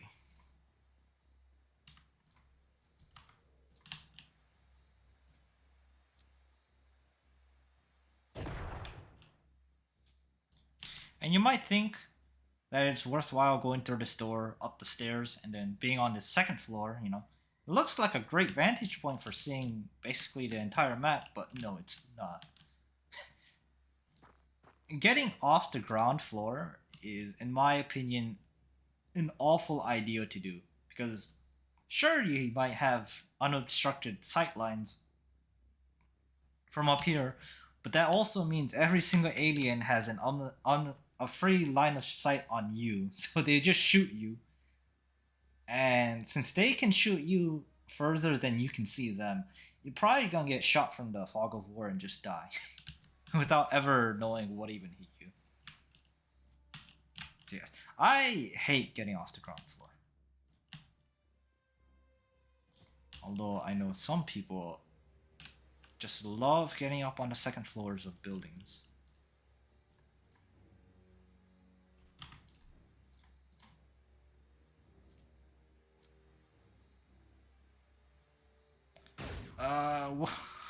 Okay.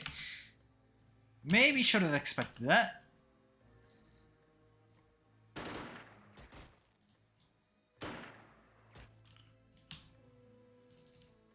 I'm just shooting these shots for nothing and hoping to get a suppression off, which unfortunately does not seem to be happening.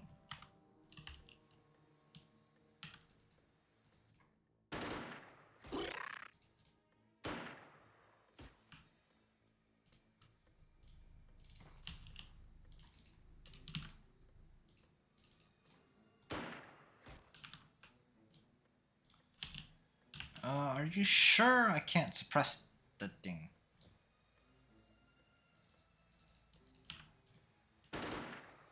There we go.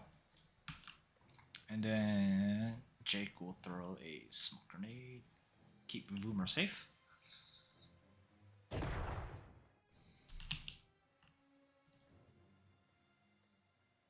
And move up with Nitro.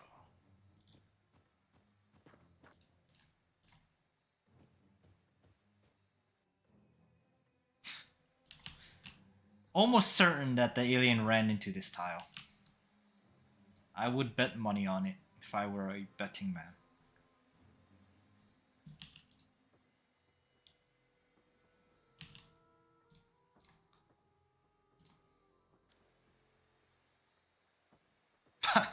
I knew it. Freaking knew it.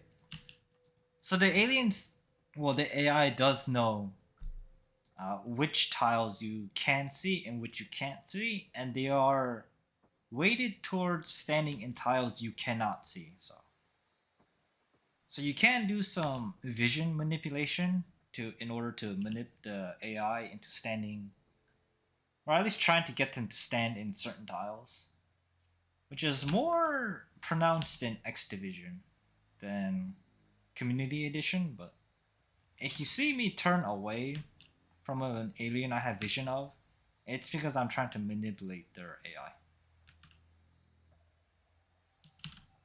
But that's also why I knew that the alien ran directly into that tile and not one step further.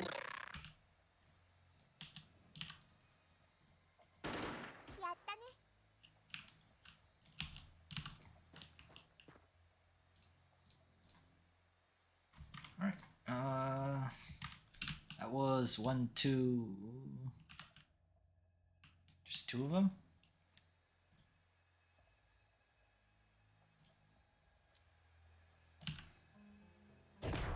Probably one over here. I believe I did hear Civi die at the start of the mission. So it's one over here, 2 in the ship, 1 probably died on impact in the ship. So should be everything, but that won't stop me from smoking.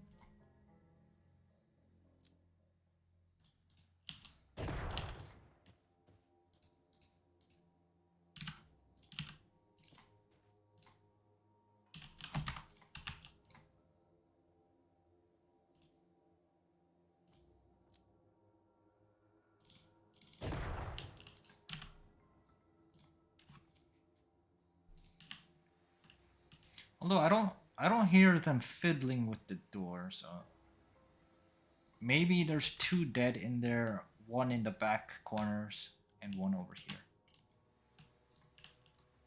That would be my most educated guess.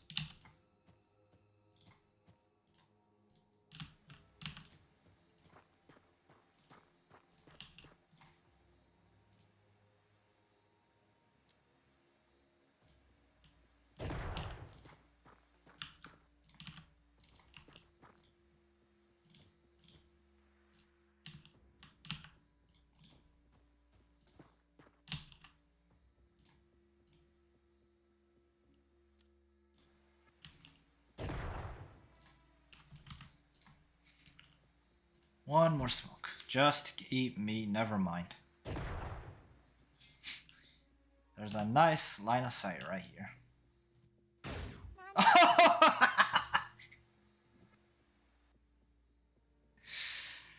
Oh, Jake, the one grenade thrower you flubbed up is the one that cost you your life.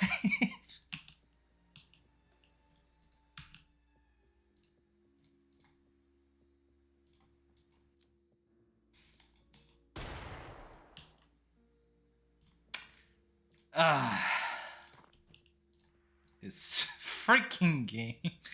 Oh, the alien's right here. Because, as you can see, when you're trying to throw this grenade, there's a tiny... Well, there was a chance of a block here. Yeah, right here.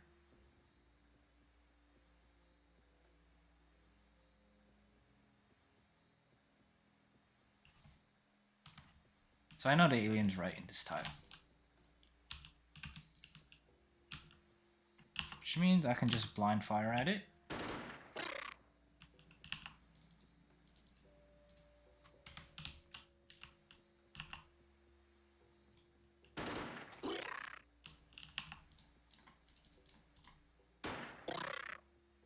Oh, tanky little bugger.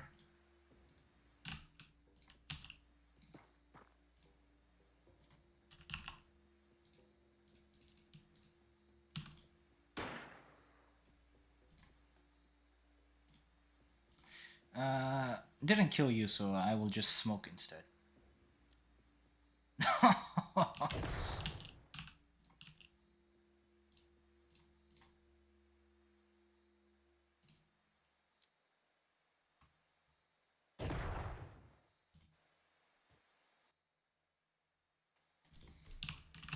Alright, I know for a fact he ran right here. So I will once again... can't hit.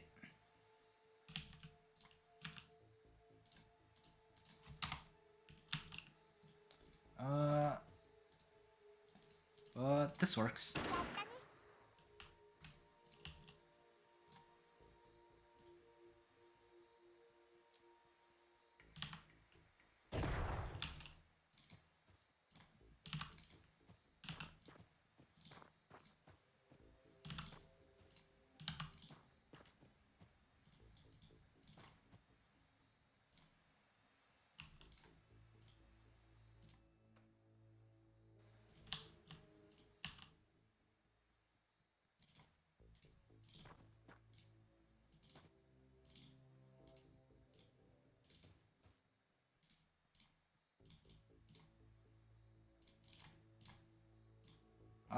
Whoops, misclicked, but that sort of works.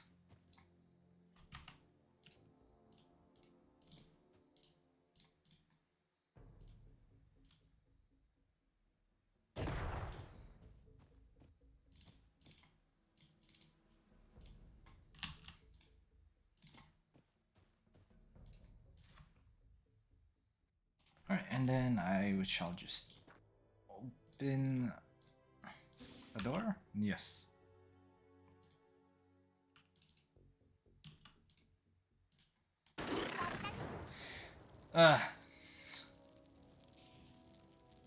Okay, that's another mission done. Another soldier lost, but that one felt like Jake just wanted to die. But that does mean I'm gonna need to start hiring more soldiers. I mean, if Jake didn't want to die, he could have thrown that grenade a bit better. That grenade throw was was honestly so horrible that it felt like it was on purpose. Just a perfect gap in the smoke grenade. Right. Nobody with high TUs, high accuracy, which really sucks. It's either I get high TUs or I get a high accuracy.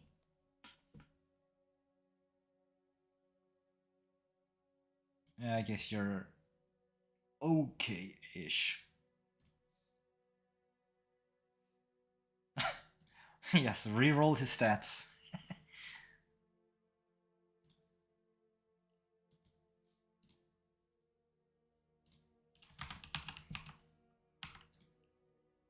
Alright, well, I guess you're getting assigned.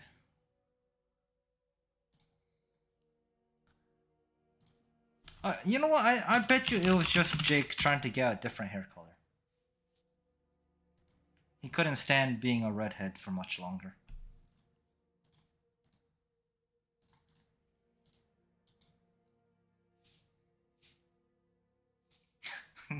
Goku wants to be put in as a big titty anime character. Unfortunately, the only person I don't have is a flat chested anime character. Okay, I'll wait for the new hire to come in and hopefully they have some big titties for you, Goku.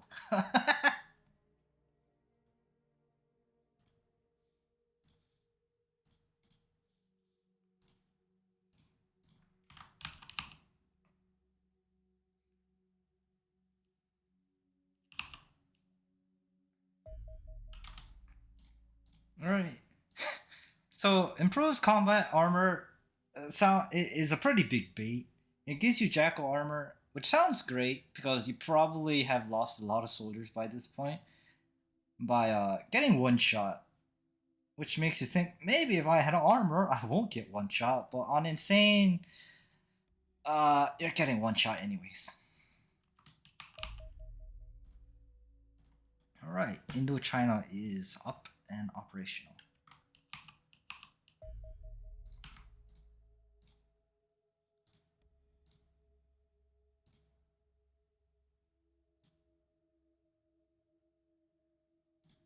Uh. Oh. God, it's been so long since I played this game, I couldn't tell how to get to this screen. I forgot you had to. There's tabs here. Yes. Oh, you're so close to finished. There's not much I could sell. Alright, well, Goku, hopefully for you, this new recruit has some fat titties. I guess she does.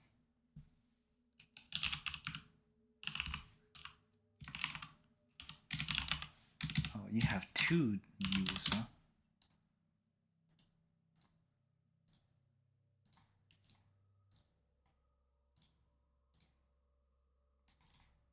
Alright, and there we go.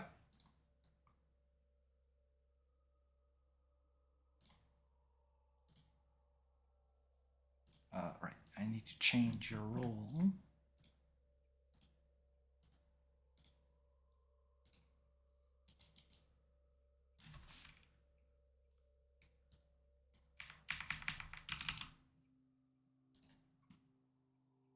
Boomer is becoming rather swole, carrying so much.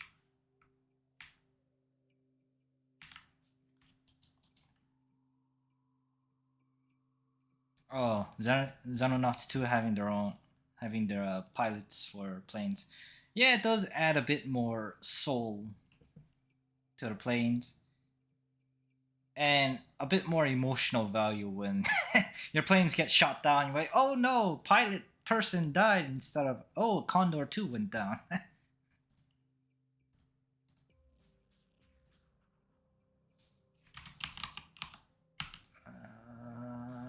Okay, everything's good here. Alright, just waiting for the next UFO. Which is right there. At that speed, I believe it's still just a light scout, so... Condor can take that, Foxtrot might not be able to do that. Ooh, actually, so air weapons actually do have a damage variance to them. So this may or may not. Normally, this would have a chance of not killing the scout. However, I turned off that damage variance, so that is a guaranteed kill. Because there is another exploit where if you do enough damage to a UFO to where they have like less than 5% HP left, after a battle, you can tell your Foxtrot that has no more ammo to retarget the UFO, and your auto battle will give you a 100% chance to win the fight, despite the fact having no ammo and ramming is not a mechanic in this game. But auto battle takes into account your current HP and fuel into the percentage to win. So it'll be like, oh, you have plenty of fuel, you have plenty of HP, so and the UFO has basically no HP left. So yeah, of course you would win this, despite the fact that manually you can't do any damage to it. Which is why I turned off the damage variance, because it's you can get around it.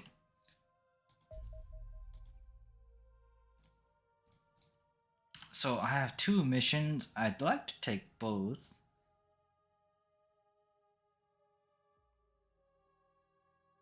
And I will take both, which means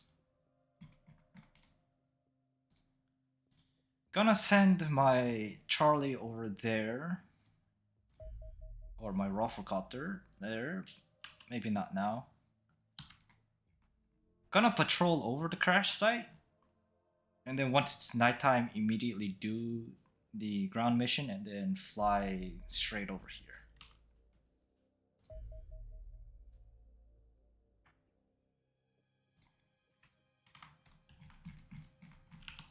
Yeah, this game is just full of freaking exploits all over the place. Some of them game breaking, some of them not that useful, but yeah. I. Oh, oh no, no! Huh, that's interesting. Why does it give you a game over when you press quit game? I've never seen that before. I don't know if you saw that, but there was an error message that popped up and crashed my game.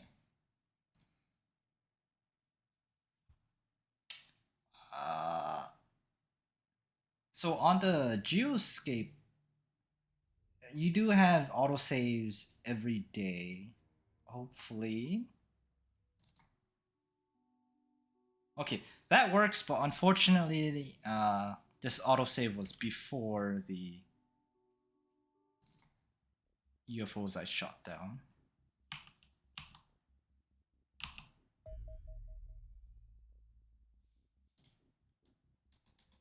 Titty's too big? What do you mean? You see, those kind of comments are ones that make me wanna add some even bigger titty anime woman into my into the mod.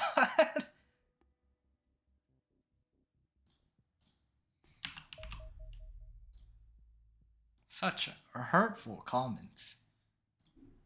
I don't know what I've done to deserve such terrible comments. Oh, so this is an alien interceptor. It specifically targets my aircraft in order to shoot my aircraft out of the skies. Normally, you would need your own fighter to take care of them, compared to a Foxtrot, which is. And Foxtrots are basically just bombers. They only carry torpedoes, which are. Well, you can do a roll to avoid them. However, you can use a Foxtrot to take on alien interceptors if you're good enough at the air game, which I am. However, my Condor's already mid-flight, and so I wasn't scrolling the chat. My bad.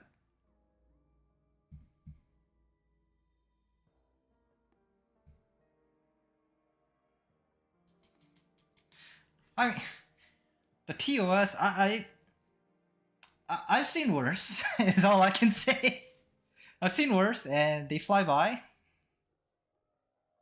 So surely mine are still perfectly acceptable.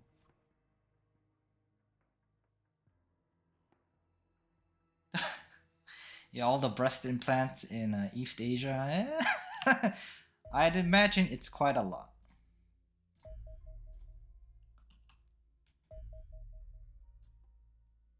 So this is another interesting thing. Light scouts, while they're technically not interceptors, are nimble enough to do a barrel roll, which will make your torpedoes miss.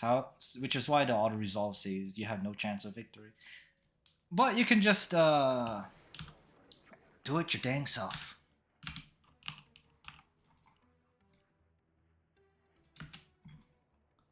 So what you want to do is fire one torpedo, it will do the barrel roll, and then fire the second one because there's a cooldown on a barrel roll. And that's that. And same thing for this one.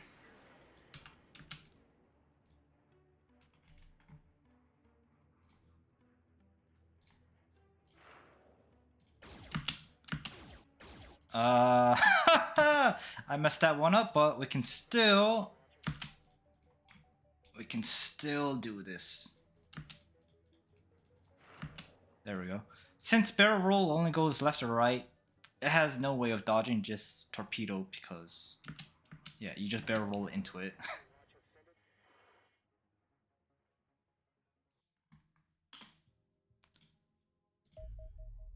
This crash site's a bit too far, so I'll just airstrike it. And then go for this. Everything's good, right? Yes. Just gotta wait for nighttime and then another industrial map.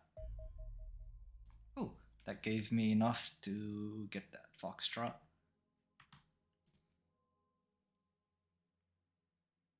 This is enough.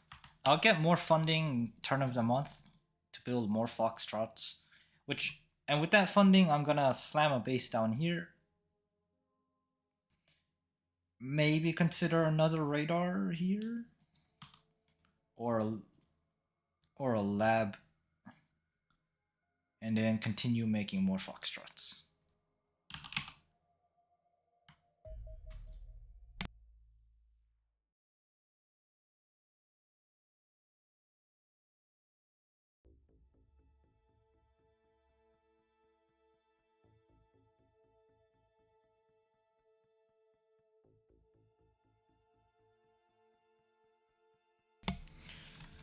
Another industrial map. I really hate these. But they are better than jungle and swamp tile sets, which are... Hello. Oh! Goodbye, Coke! Unfortunately, your acids were not enough to cushion the impact of the blow. So down you go, one shot.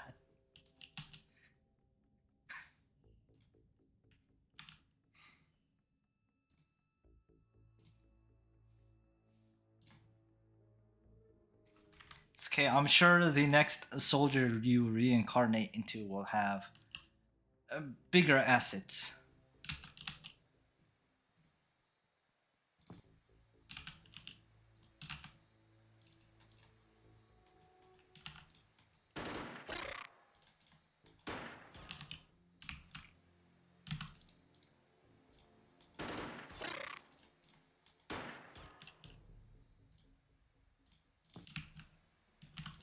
Would be nice if...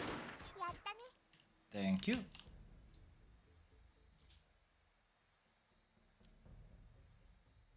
Well, at least I'm glad to see that you are keeping up the tradition, regardless of which Xenonaut campaign you will exist in.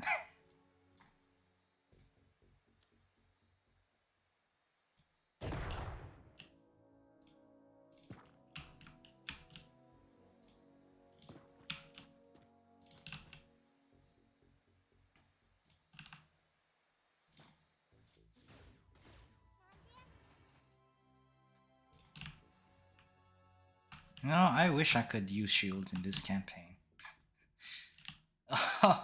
That death would not have happened normally, because I would have used a shield to run out there. Shield would have gone down in one hit, and Gorka would have taken HP damage, but would still be alive at the very least. Just a bit shaken.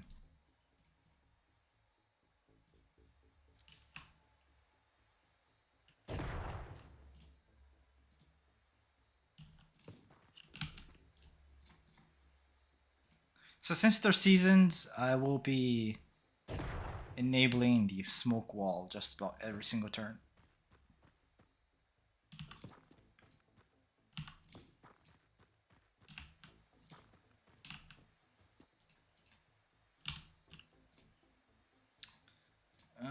Get a flare or somewhere here.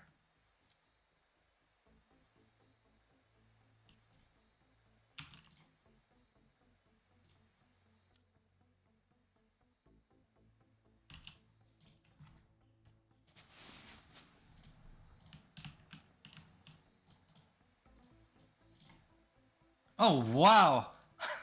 Wow! How did I not see you?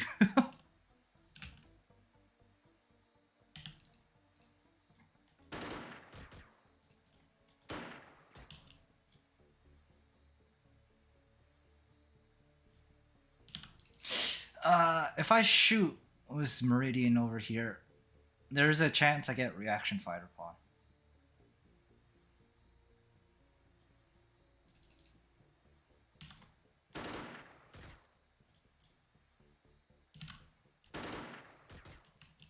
Alright, no more reaction fire chance.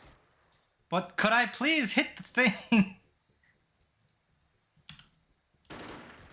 Oh god, it's just right there.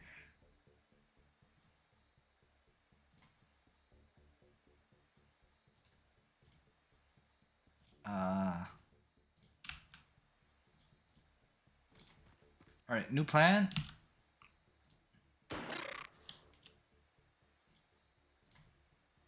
Jake will throw a smoke grenade and hopefully keep JJ alive. An aimed shot or two would most likely have hit, yes. But at the same time, I didn't expect that many bursts to fail. But, you know, that's just RNG for you. And it is great accuracy training for the aliens, it seems. May have forgotten that, yes, there was no smoke for this shot. So there goes Baron once again.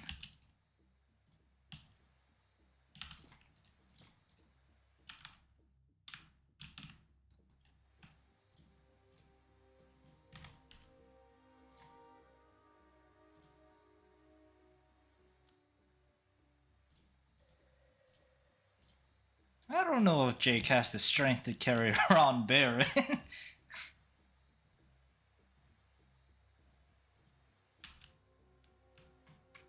The UFO is almost certainly not here. So it's almost certainly right here.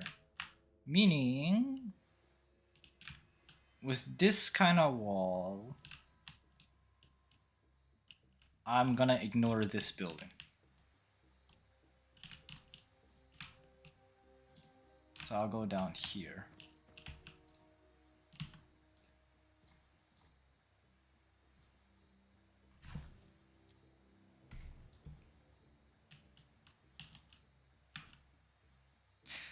I believe the crash sites are always predetermined depending on the map you generate and which UFO is crashing upon it. So let's say a scout will always crash here. However, let's say a light scout will always crash here on this map. So the UFO position is dependent on which UFO is crashing on the map. It's not like there's only one UFO spot per map. At least that's what I think.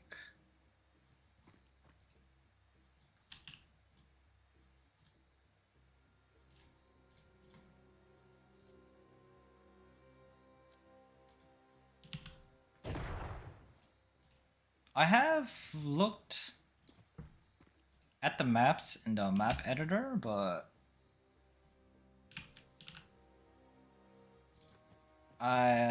it was so many years ago when I looked at. I don't remember much of it.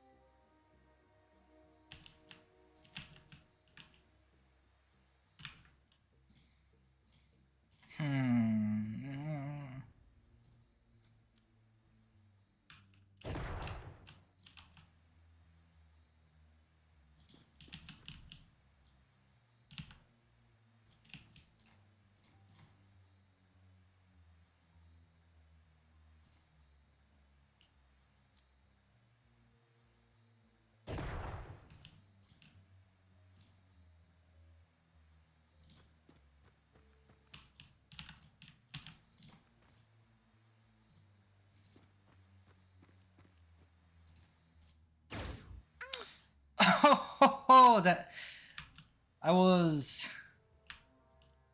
really afraid of an alien being up here.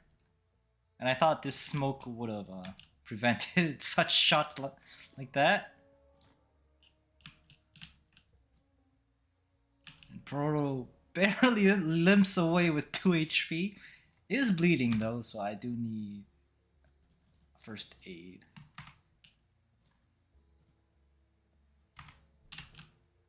Nitro and Jake have one. Yes, against all odds, you live to keep throwing grenades.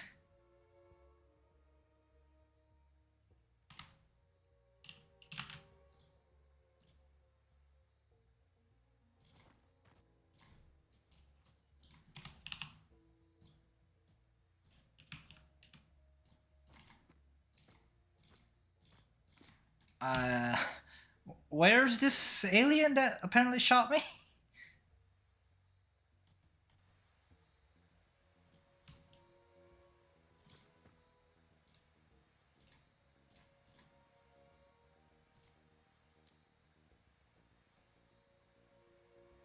No, seriously, where did I get shot from?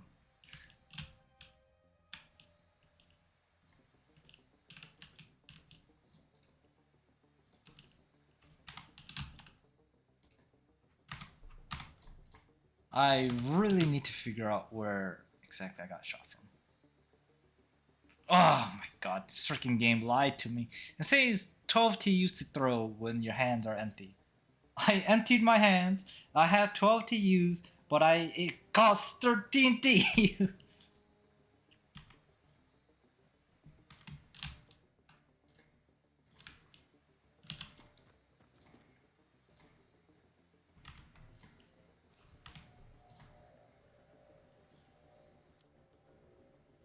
That's not a good smoke.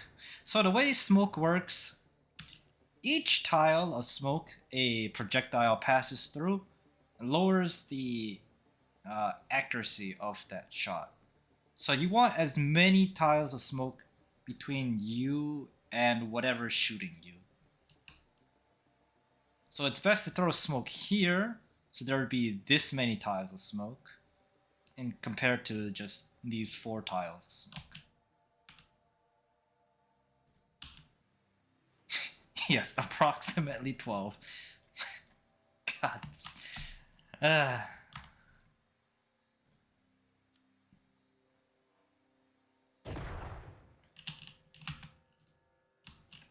Okay, so despite my plan to go this way, now that I know an alien has a shot for me here, I have to deal with whatever's here. Oh! Okay, there was another one over there.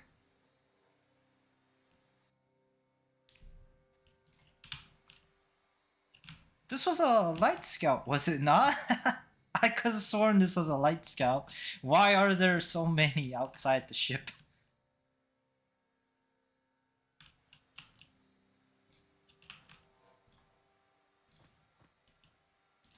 Please give me vision.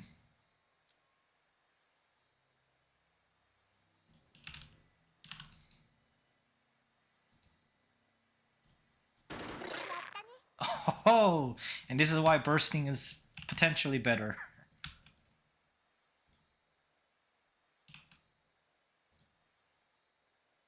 I'm not sure where I got shot from.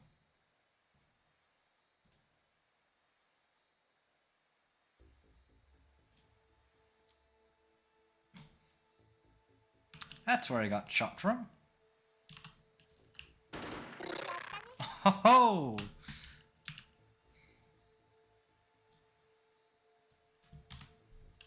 Okay, so that's 4 aliens dead outside the ship.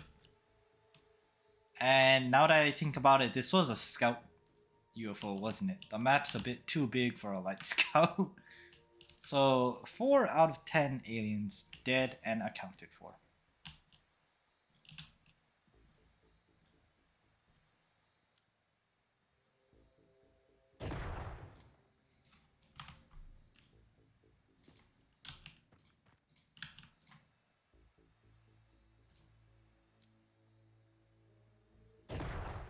God, these smokes are just constantly going off where I'm trying to throw them. So they keep leaving these tiny gaps in the smoke where I'm not actually protected. Which really gets you killed.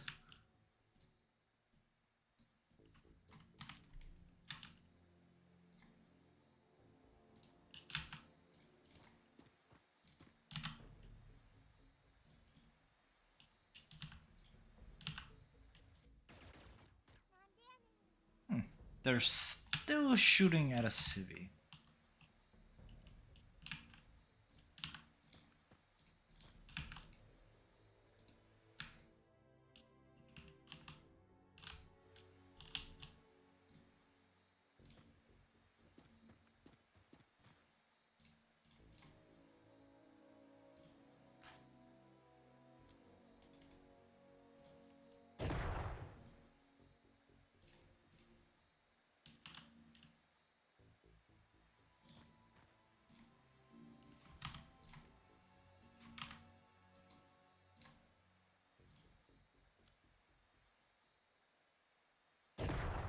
See, that smoke leaves a nice gap right here.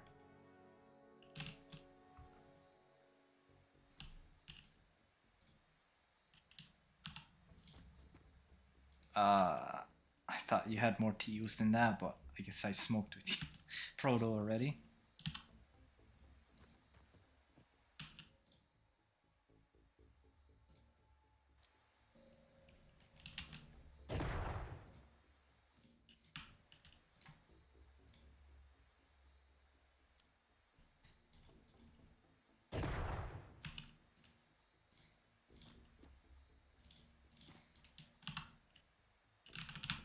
You have to TUs? No, you don't.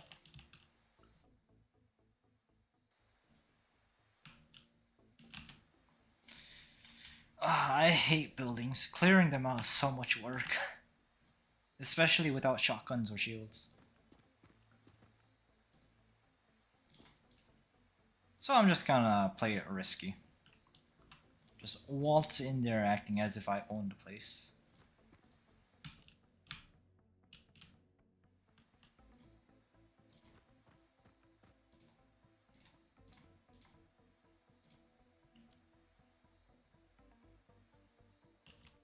Oh, congratulations, Mirrodin, on finishing Stardew yet again.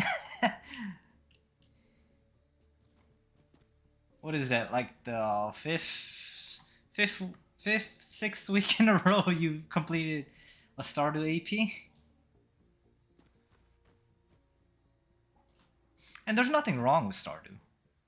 It is a good game, and it does make for an even better archipelago. But I got burnt out after just 2 weeks of it.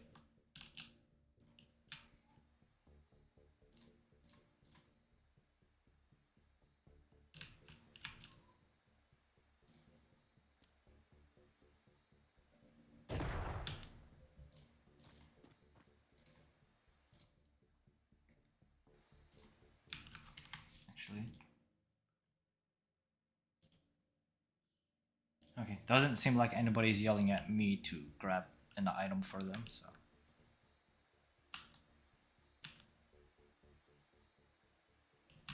Haven't you been playing with randomized entrance this entire time? uh, that option just feels so freaking miserable to play with.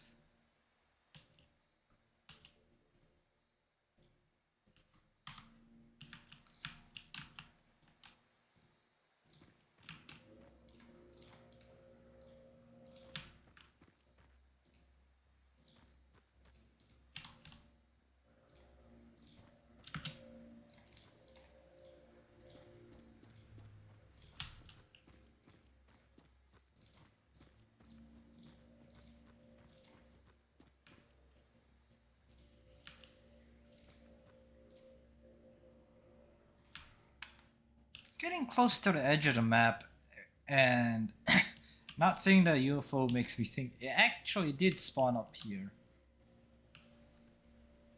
So I'm clearing the entire map for nothing. Yeah, there's no way it's here. There's not enough space. If this building isn't partially destroyed, yeah, it's gotta be up here.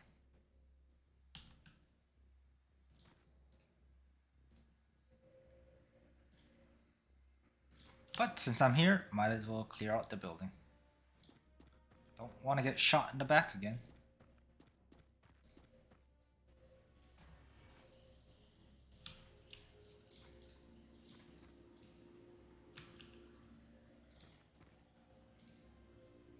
Shot in the back. How do I deal with you?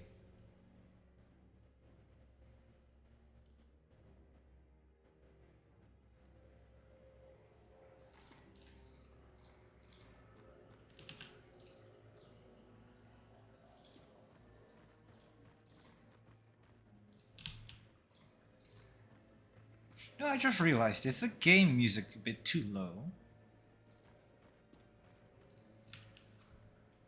It sound a little bit low.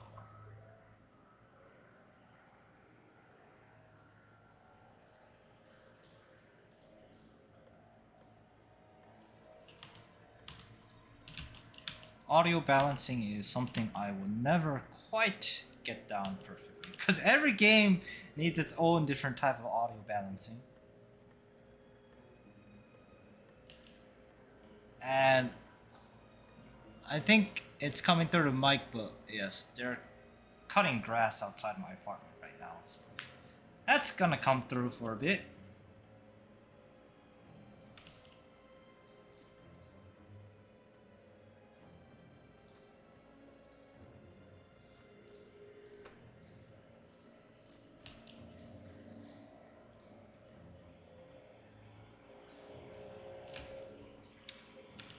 I can't tell if I just can't see these tiles, or if the alien's no longer there.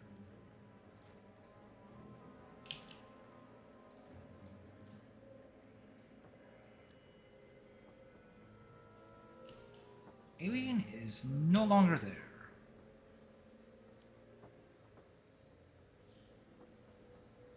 What? Oh, there it is.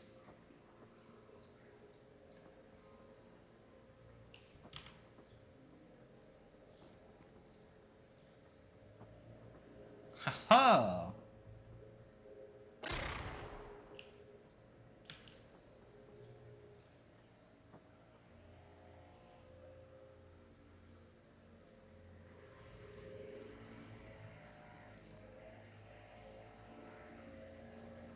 Never ever leave your soldiers in the line of fire of an alien, even if they're suppressed.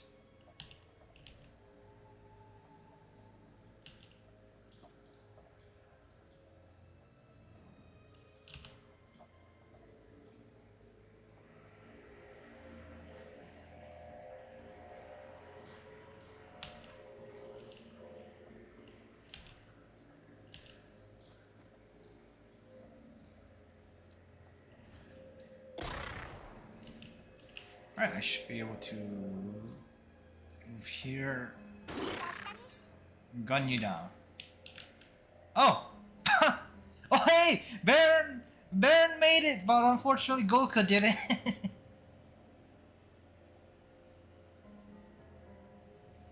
And I didn't even have to see the freaking UFO, cause enough of them that. Oh, it was a light scout. Wow, that is a big map for a light scout. Yeah, yes, to nobody's surprise, Goku has died, and probably not for the last time either.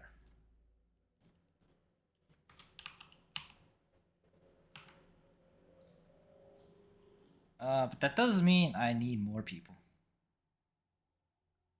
Alright, Goku, unfortunately, your next life is apparently a flat-chested anime girl.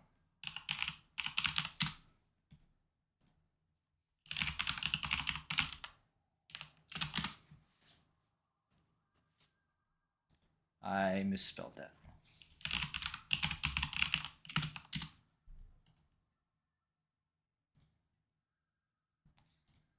I will need more soldiers, but uh, the roster for hiring soldiers refreshes every month. So I'm just gonna wait for the next month and hopefully get something better than whatever these poor losers are.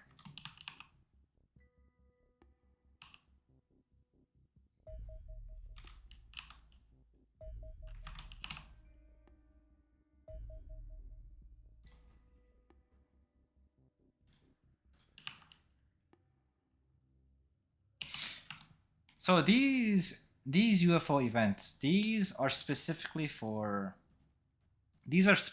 spawned by alien interceptors only, meaning I should return to base with my Condor, send a Foxtrot at this light scout, and then tell my Condor to go down here.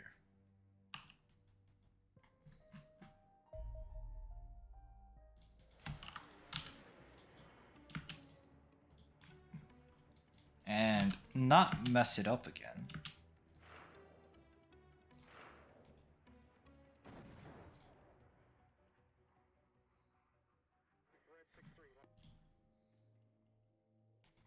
I, I don't even have enough soldiers to go on this mission, so I'll just airstrike it.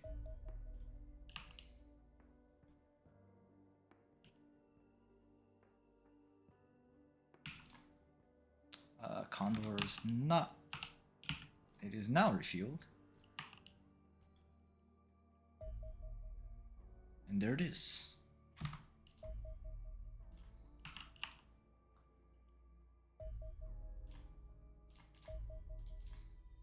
So normally these events cause the most funding hits, besides bombers, to the amount of money you get. And honestly, I'm actually gotten decent RNG this month. So if I didn't adjust the funding, I would actually only be losing about 200k at the maximum. Probably under negative 200k. Which normally would be amazing for a run. And something I usually never get, but that's just RNG. Normally I get interceptors that spawn over here and just constantly spam events.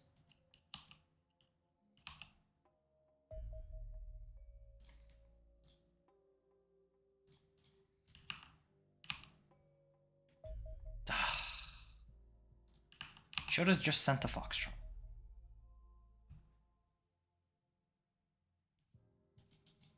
So this is more than I typically get. I would normally get maybe 1.3 mil at the end of the first month. And after the stream, I will be changing the funding hit back to its normal value. But yes, I need a few more soldiers. Why is everybody garbage? So technically, low TUs is actually the best thing to do because TUs are the only stat that you can get 2 per mission from. So it's actually the easiest to train TUs. But it just feels awful not having TUs. Like playing with a soldier that only has what 40 TUs is just you can't do anything.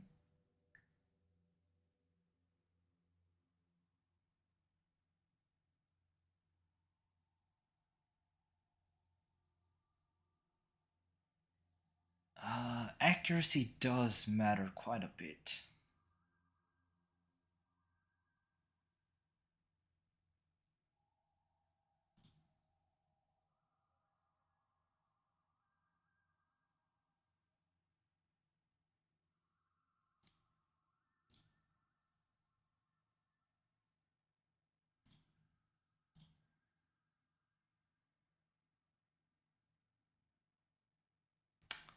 Oh, your strength is garbage, but That's no concern for a rifleman.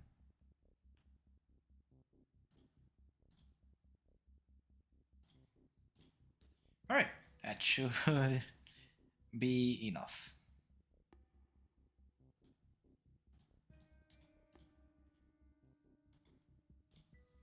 Okay, once those filter in, I'll set them up.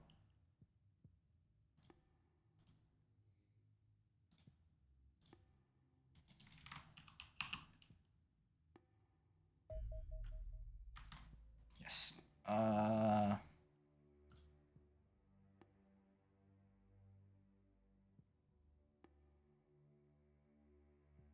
You know, I actually don't remember the tech tree. I don't know how you get Elenium explosives.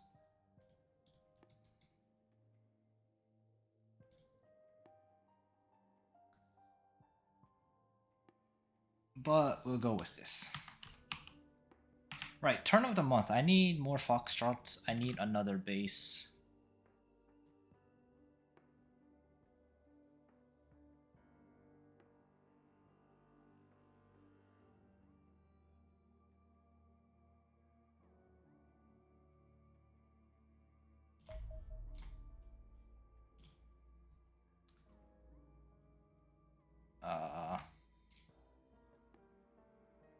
Yes, just give me more foxtrots, please. Get more engineers as well.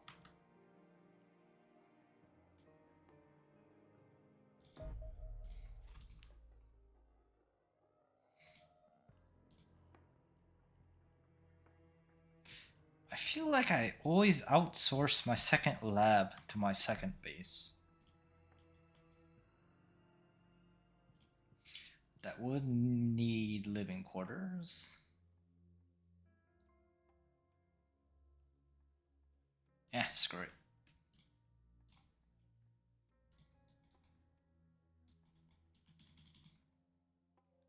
And I will want another workshop somewhere down the line.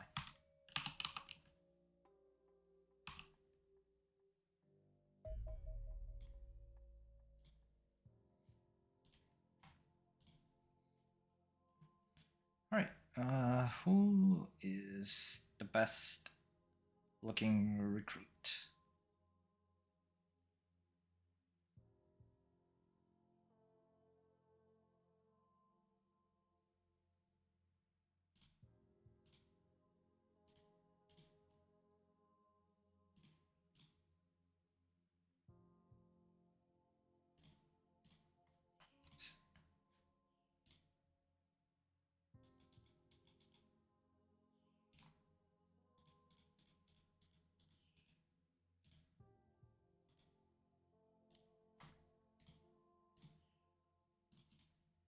Okay, that shall be good.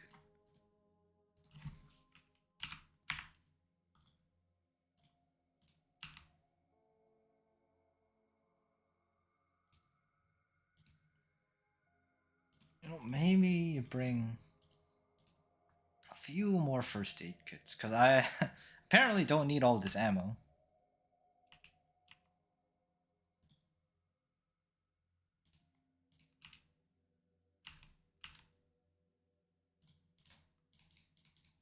Wow, you are a wimp.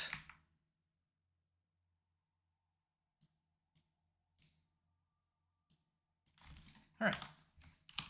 Just gotta wait for the next mission then.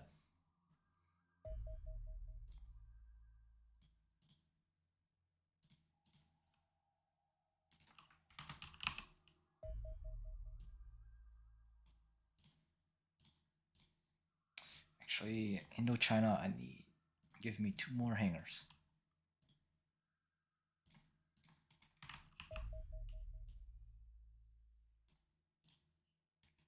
So, another interceptor over there. But it's a bit too far.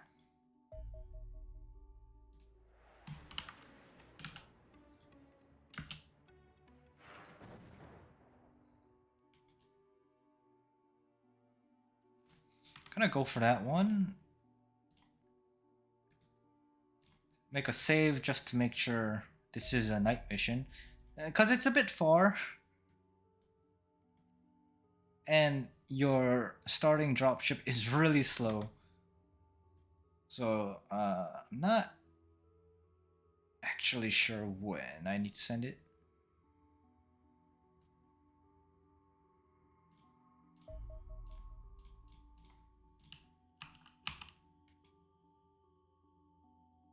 Yeah, I'm gonna miss the nighttime. So what I'll do is... See, this is what I more expect from my events.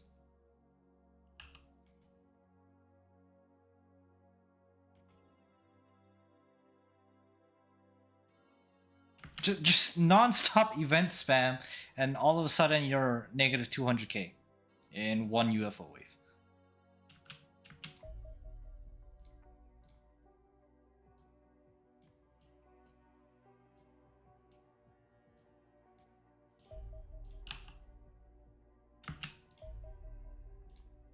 I might actually miss the nighttime again.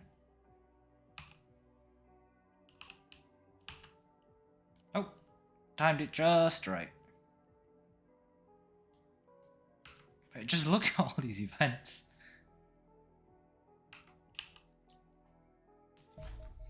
Alright, I think this mission will be my last one for today.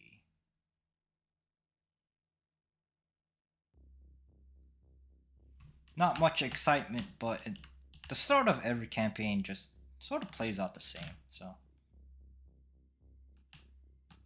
Oh, this is a long and narrow map, I see.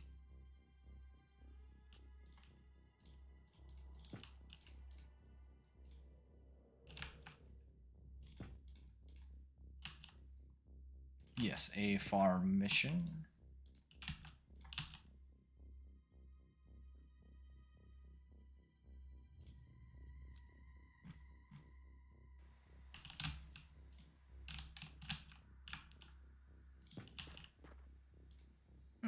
Man with a gun.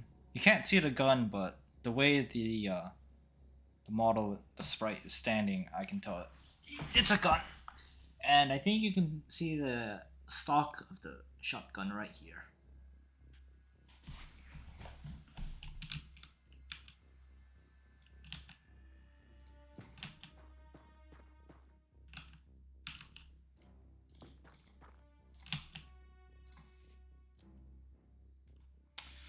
Excellent throwing arm.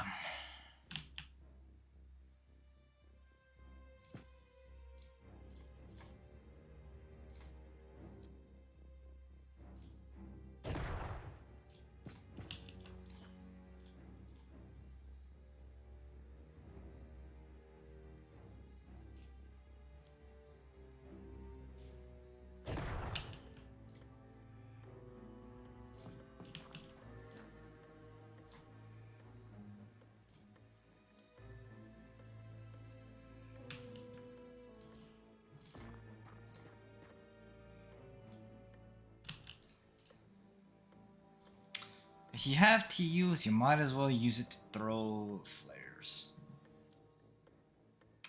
Ah.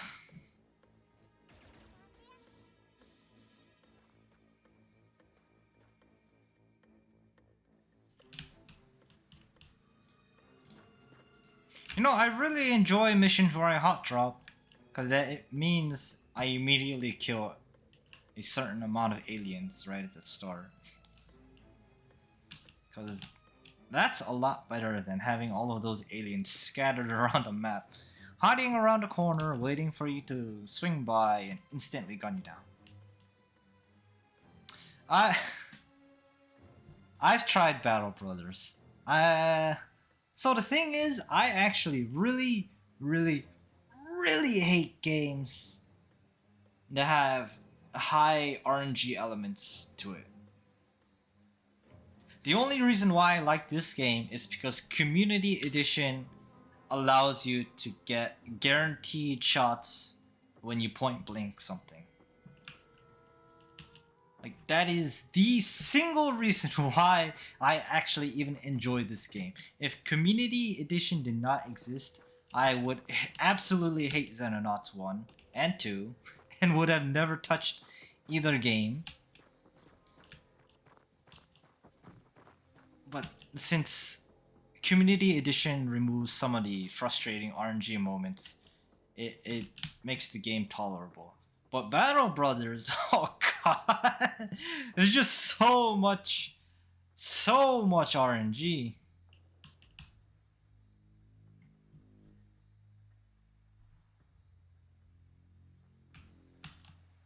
Yeah, like so the small amount of Battle Bros I did play, I'm pretty sure I had one guy completely surrounded on every tile around him, and none of my bros hit, and a single surrounded guy killed one of my bros. It was just like, I'm just so freaking done with this game.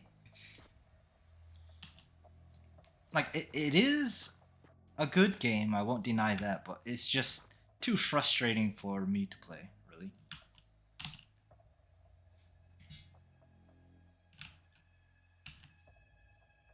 And welcome, Avenue. Technically, I have streamed Xenonauts before for this community a few years ago. So this is not something new. However, nobody knew who I was back then, for good reason. I was a very quiet lurker.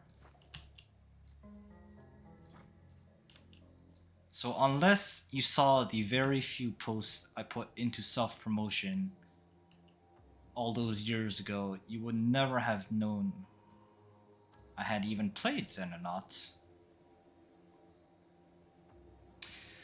What inspired the change? I have always wanted to do a mod game for many years, but I'm sorry, Jake, but the games you put on your mod list are just so freaking garbage and awful. The hardest part in actually picking up a mod game is trying to find one that is not just freaking the worst game possible.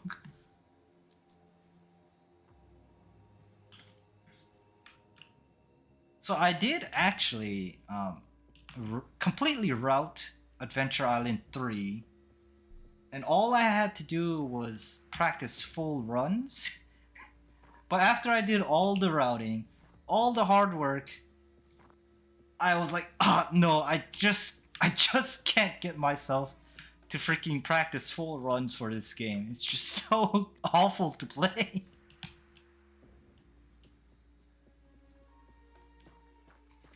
And I do agree, lurking is the most supreme, just the superior form of being.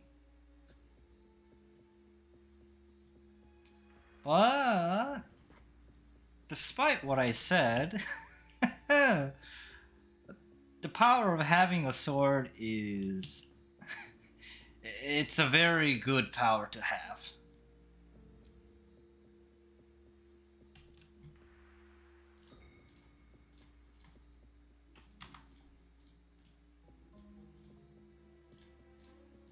I didn't really expect to use my sword this much, but once you get a taste for blood, you just can't stop.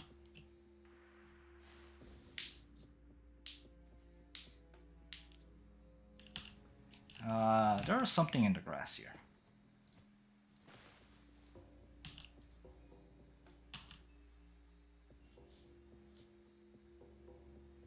I'm still... Oh, bye-bye, JG Nitro.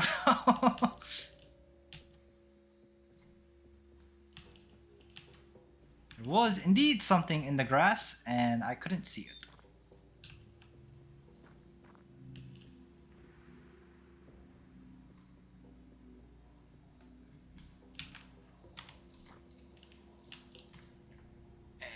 As I was saying, I am considering running a Nancy Drew game.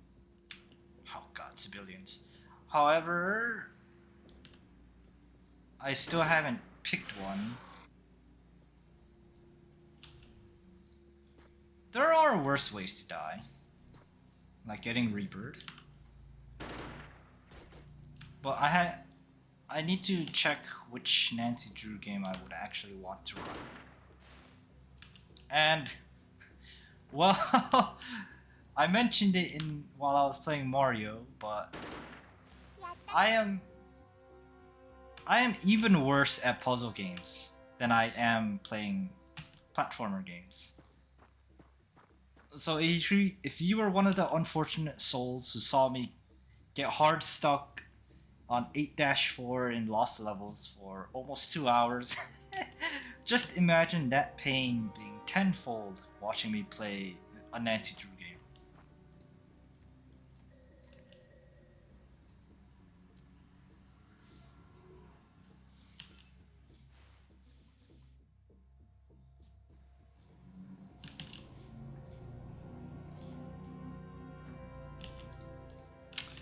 Oh god, there's just no cover here. Against civilians, no cover, no smoke is just asking to die. I could go here. I know for a fact there's a building right here, and it's like an L-shaped building. And it might be better than charging through the grass. Because this grass actually costs more TUs to move through. So normally taking a step costs 3 TUs, so I have 50 here. Now I have 47, so 3 TUs to move. However, with 25, yeah, see, it costs 2 more TUs to go through this kind of grass. Not something to tell you, by the way. See, I think I'll just go through the building. The building itself isn't exactly much better, but at least it's cover.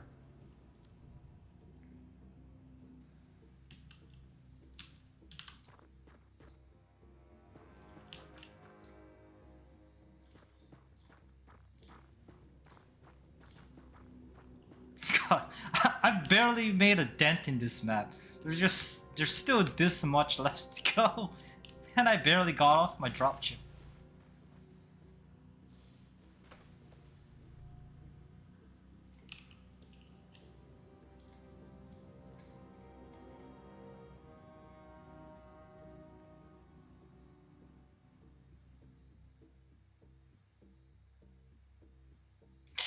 I don't know if this will land on that civilian. It's really hard to tell. And this is something actually in Xenonauts 2, this is no longer as ambiguous as this. Cause it'll show little like tile markings below your throw too that lead down to the ground tile. So you know exactly where you're throwing when you're throwing up into the air. Well, this is not Xenonauts 2, and it will never be Xenonauts 2. You wish to throw it anyways.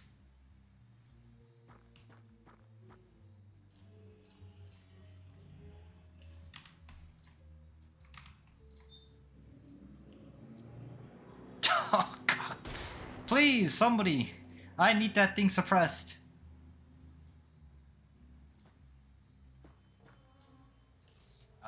Private is not gonna have to have throwing arm for this. Ooh, maybe.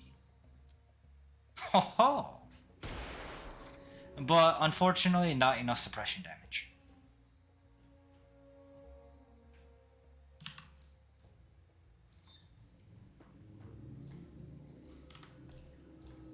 This is why some people really don't like flashbangs.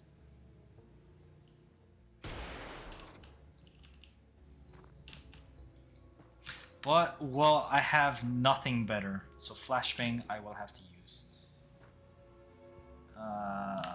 Somebody's gonna die here.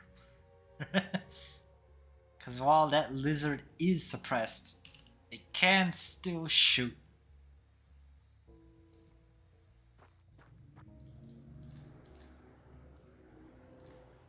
And since it's already crouched because it's suppressed, it's gonna have a higher accuracy. Oh, but not punished today, it seems.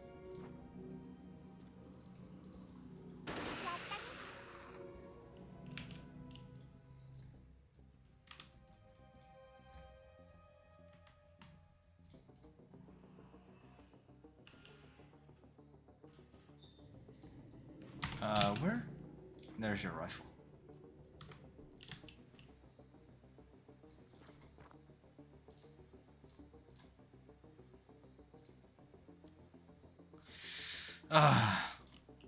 Please, throw the flare as far as possible.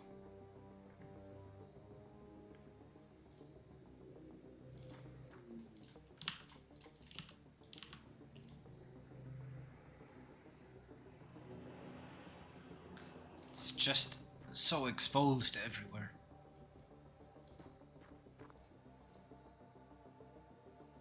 I want to move up here, but I don't know what's around the corner, and there may still be something in the grass fields or the wheat fields. Whatever these things are.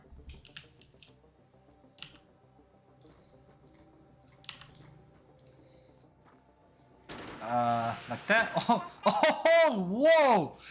Excellent shooting by Jake right there.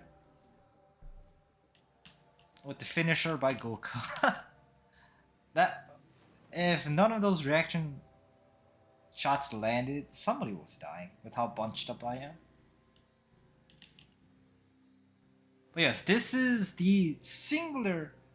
Wait, that wasn't even Jake who shot. That was Taiko. Excellent shooting. But yes, this is the one strength of rifles. Medium range reaction fires. Like, no other weapon will give you the same kind of output a rifle will.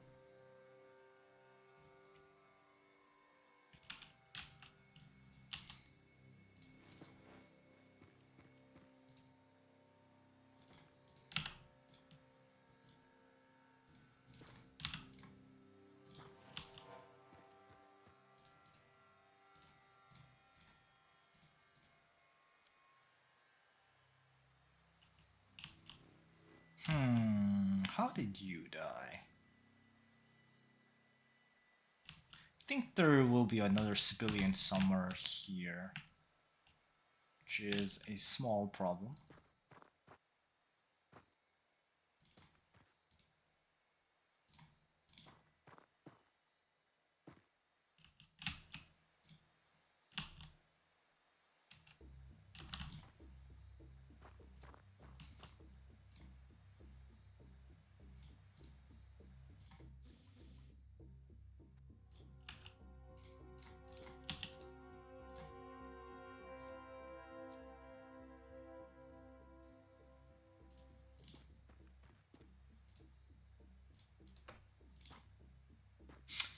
There was something in here.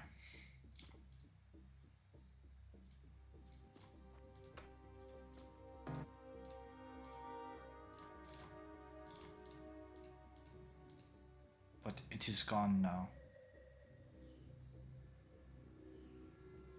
The AI do not close doors behind them. So if you see an open door, something went through them. But since these doors were closed, you can tell that the whatever it was went through this door and probably headed up here. Oh, it was a civilian. Never mind. Okay, so I'm assuming there's a civilian like right here.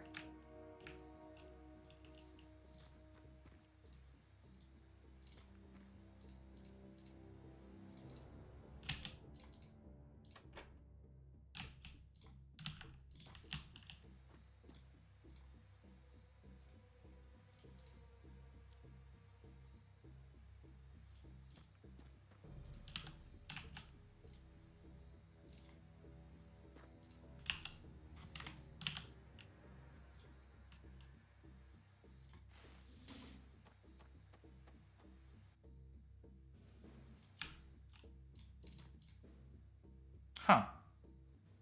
A man with a gun.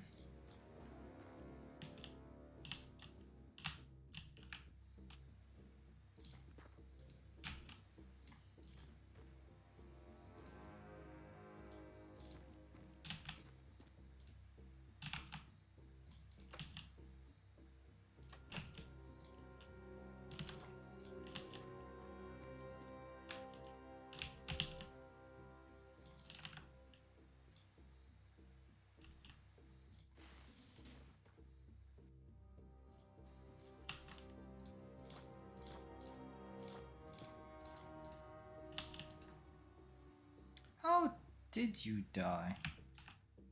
It's possible this civilian was somewhere up here earlier and killed you that way.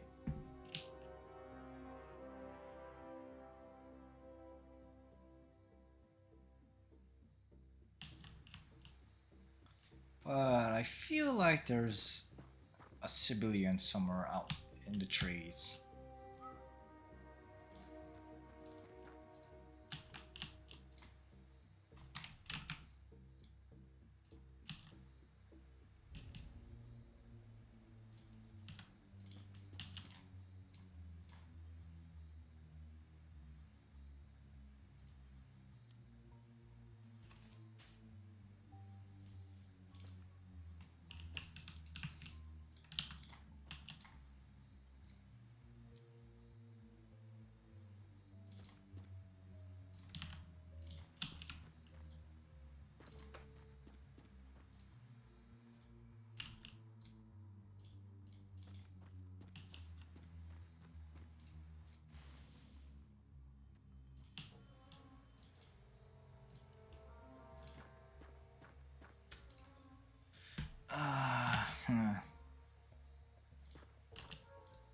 What I can do if I suspect something's around this corner, can throw a flashbang.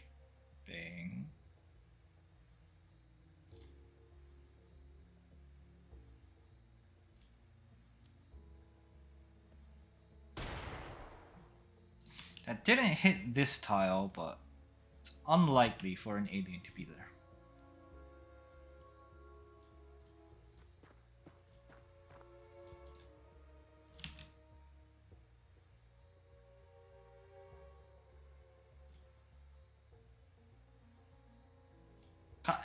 It's just so difficult to take forward positions without shields.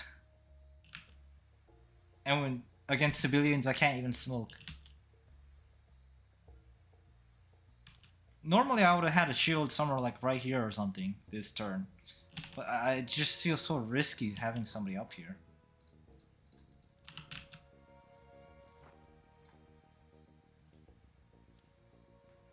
Nice throw.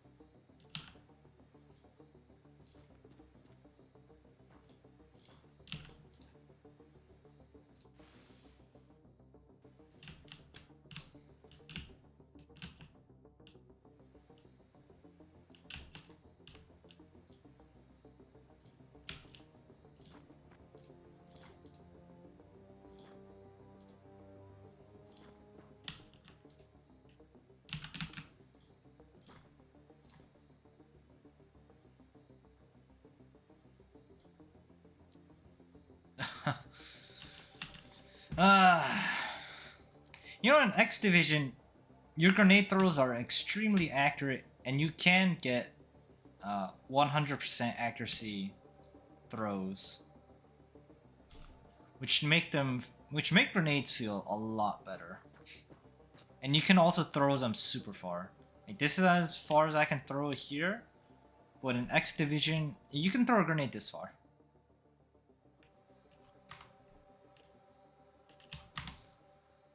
But of course, that also means aliens can throw further and more accurately on you. So it's a bit of a double-edged sword.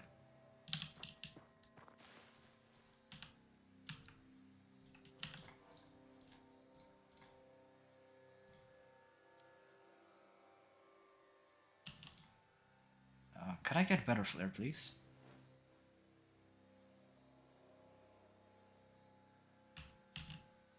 You can mod the game to where your maximum accuracy is 100% instead of the 95%. But I like having that 5% chance variance. Of course, it's frustrating when you miss a 95 and you die for it, but you can technically get 100% shots if you point blank something. So I like having the variance on long range shots, but the no variance on point blank. Because when you point blank something, you are risking your soldier. Because if you don't point blank them, they point blank you, and you're not dodging any of those shots. Oh, I knew something was coming up behind me when I heard the grass or wheat uh, sound effect breaking. Which is why, like 2 turns ago, I turned around to check.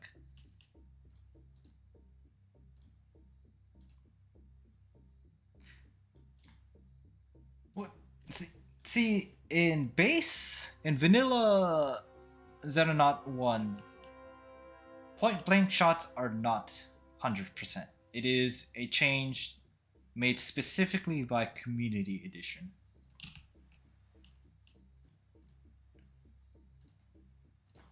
Which is also why Xenonauts 2 does not feature point blank guarantees.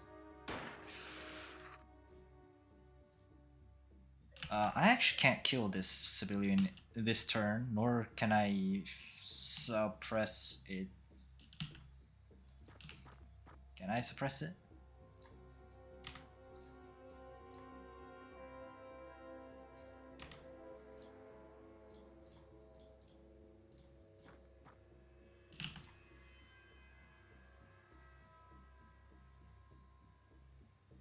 There is a chance.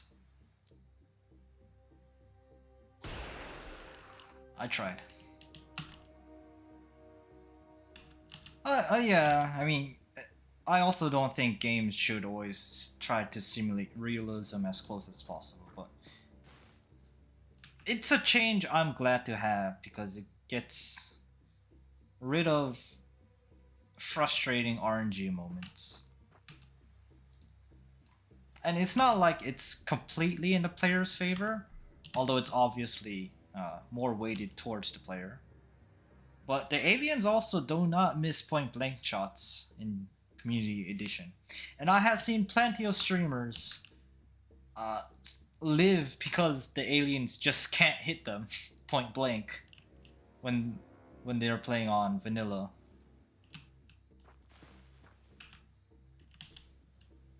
But I do agree, it is definitely favored towards the player.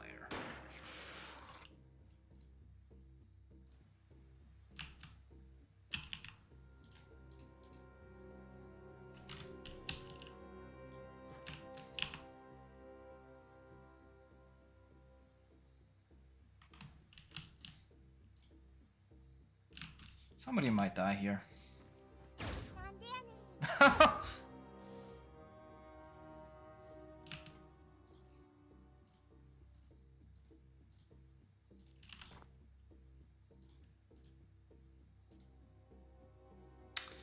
See, if I had a shotgun, I can run up to it and point blank it, but can't do that with the rifle.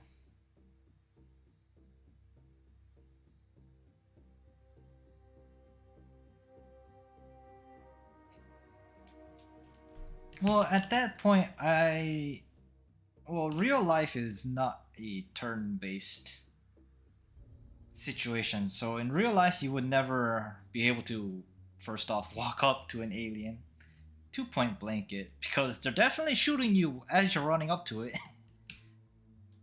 Compared to a turn-based game where you can just walk up to it without getting shot to line up a shot. But I mean, it's a game. I appreciate Community Edition making the change, and well, it's all personal preference, really. You could always just play vanilla if you don't want point blank guarantees. But I'm just surprised that Community Edition makes a lot more changes, a lot more gameplay changes than I thought it did.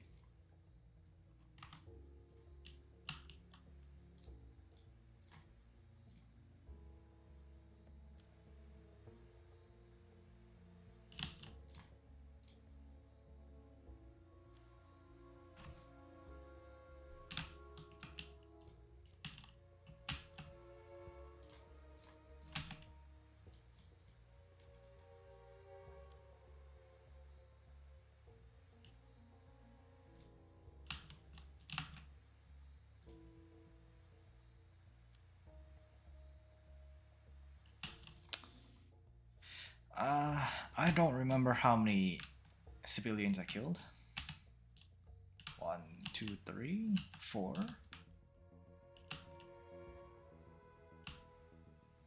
So still 6 unaccounted for.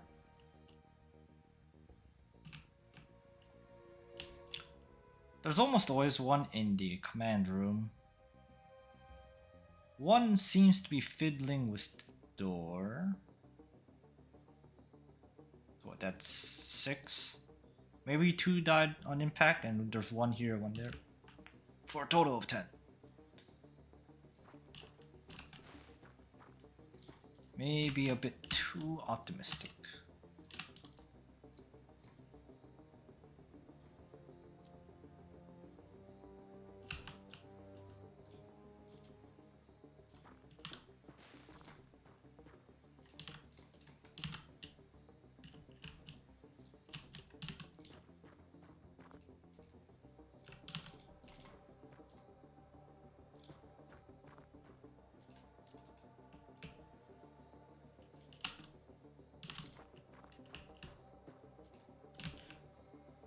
Well, I definitely have cried out in frustration when you have like shots that look like they should land and they don't land, but I always just accept it as the role of RNG.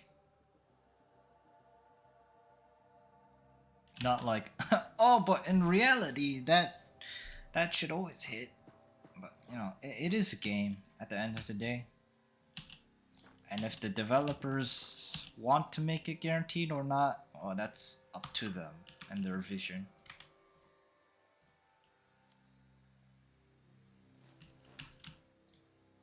Which is why I'm really glad Community Edition exists.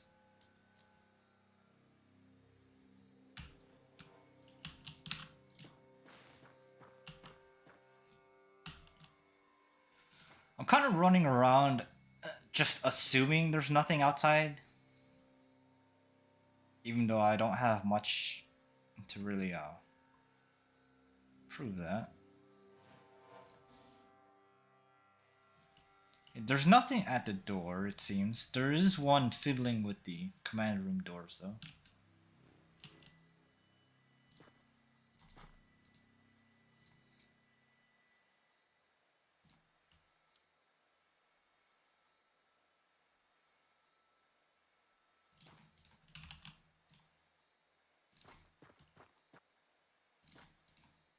It's a bit risky standing here because they can move to the door, open it, and then shoot at me.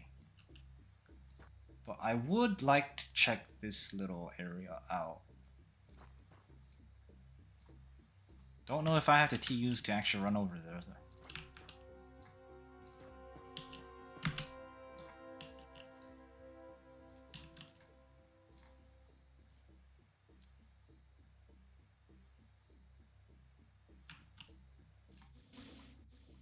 Yeah.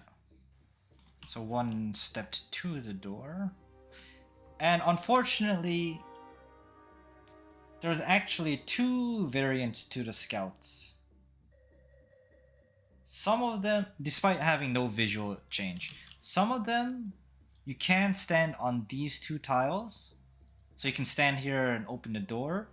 But on other variant, you cannot stand on these 2 tiles. So trying to open the door means you had to hard commit to these 3 tiles instead of opening it from the corner.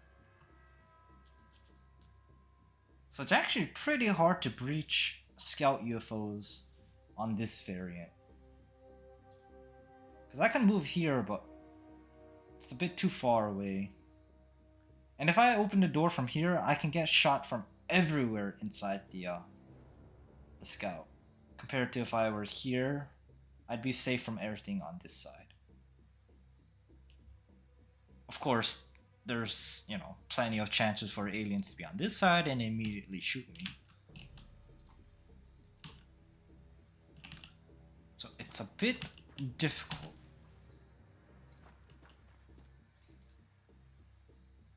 I might just gun the door now. If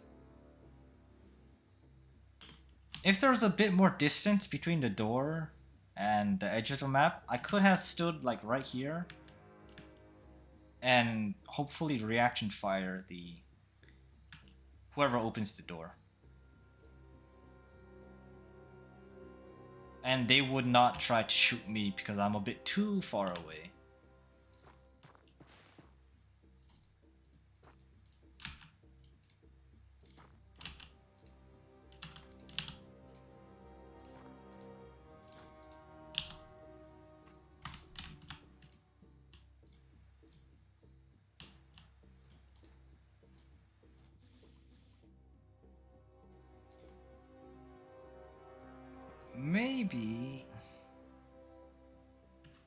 Maybe standing here would be far enough away.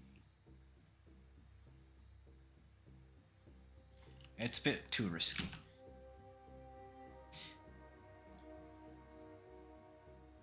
Now, I don't believe I can get an angle where I can shoot the door, but they can't shoot me. Yeah, just can't get one. Although I could make one.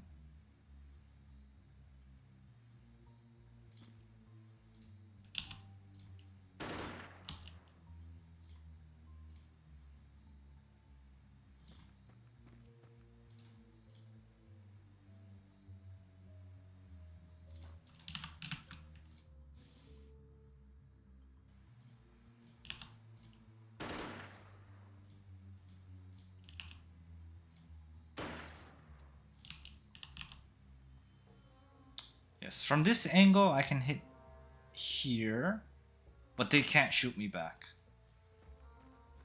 And I might as well make another hole here.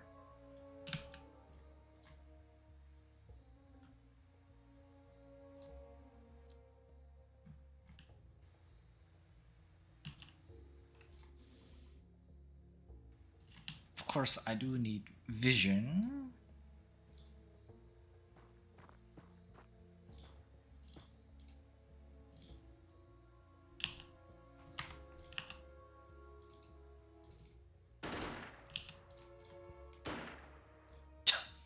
Nice. Hello. And goodbye. That's why I had these two guys sitting here. They would even. I was hoping eventually one of them would be like, "Hey, there's guys right outside the door. Let's go get them," and then I just reaction fire them.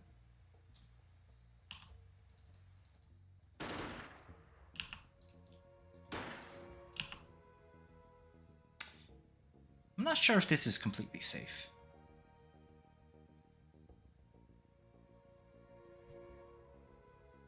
I don't think that's safe.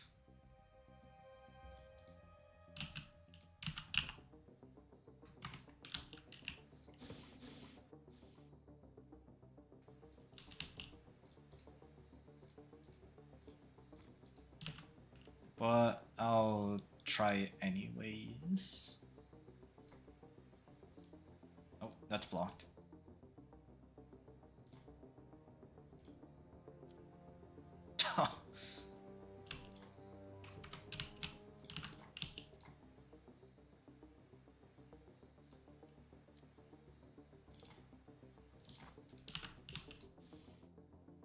I'm just gonna spam and turn a bit.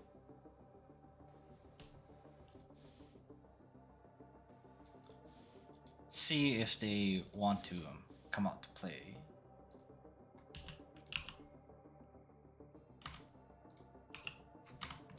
Actually, I'm gonna shoot that tree down.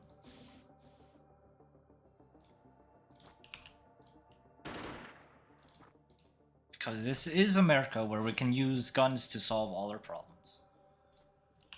Not sure why Boomer isn't reaction firing. Might have too low reflexes to do it.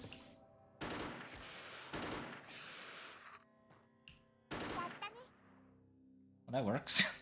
But yeah, this is why sometimes I just spam end turn. Because the AI eventually tries to do something new. And since I have two soldiers very close by, they try to engage. But that means running outside.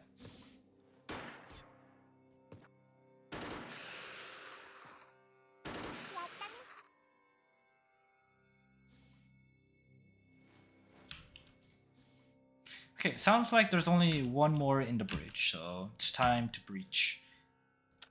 And I actually went through a whole magazine for once.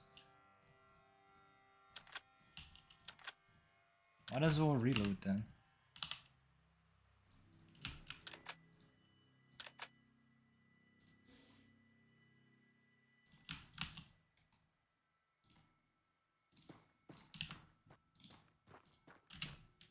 Pretty confident there's no more aliens in here. So I can just stack up on the door. Never mind! But it didn't matter.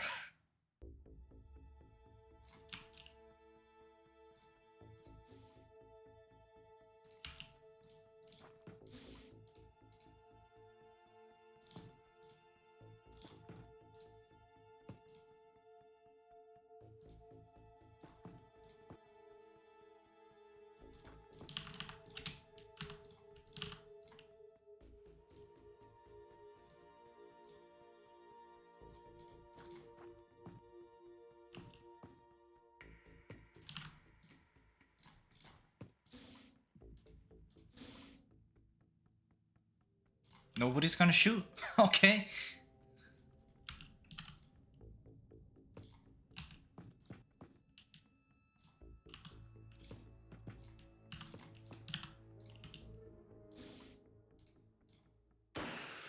But yeah, so this is I know this is safe 100% shooting from these corners, which is why I'm allowed to do this with no risk. Okay, well, nobody got back up, but that's kind of what I expect.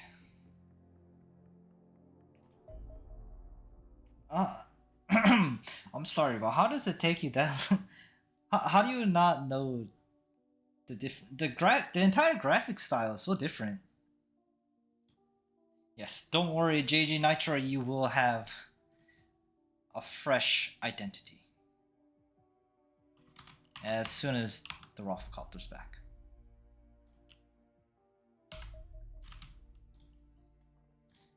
Right, Alenium is what I want for Alenium explosives. Who died? Jake and JG Nitro. If you have any preference on who you want to be, speak up now or I will just randomly assign you one of these portraits.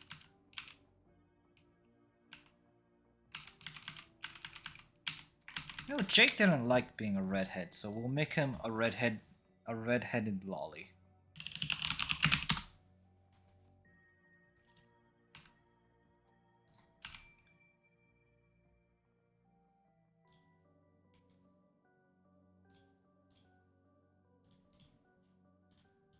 Random is fine, so okay, so who do I want to use? I guess the person I was using.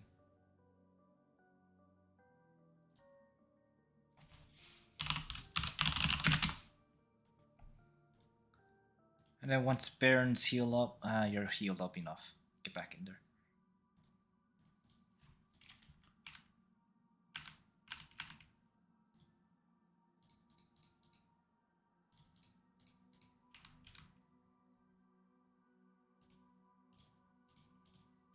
Look at these laser weaponry. Shame I can't use any of them. God, it's been so long since I've actually used anything other than a ballistic weapon. When I watch other streamers using like laser weaponry, plasma guns, or even God forbid mag weapons, it just feels so decadent.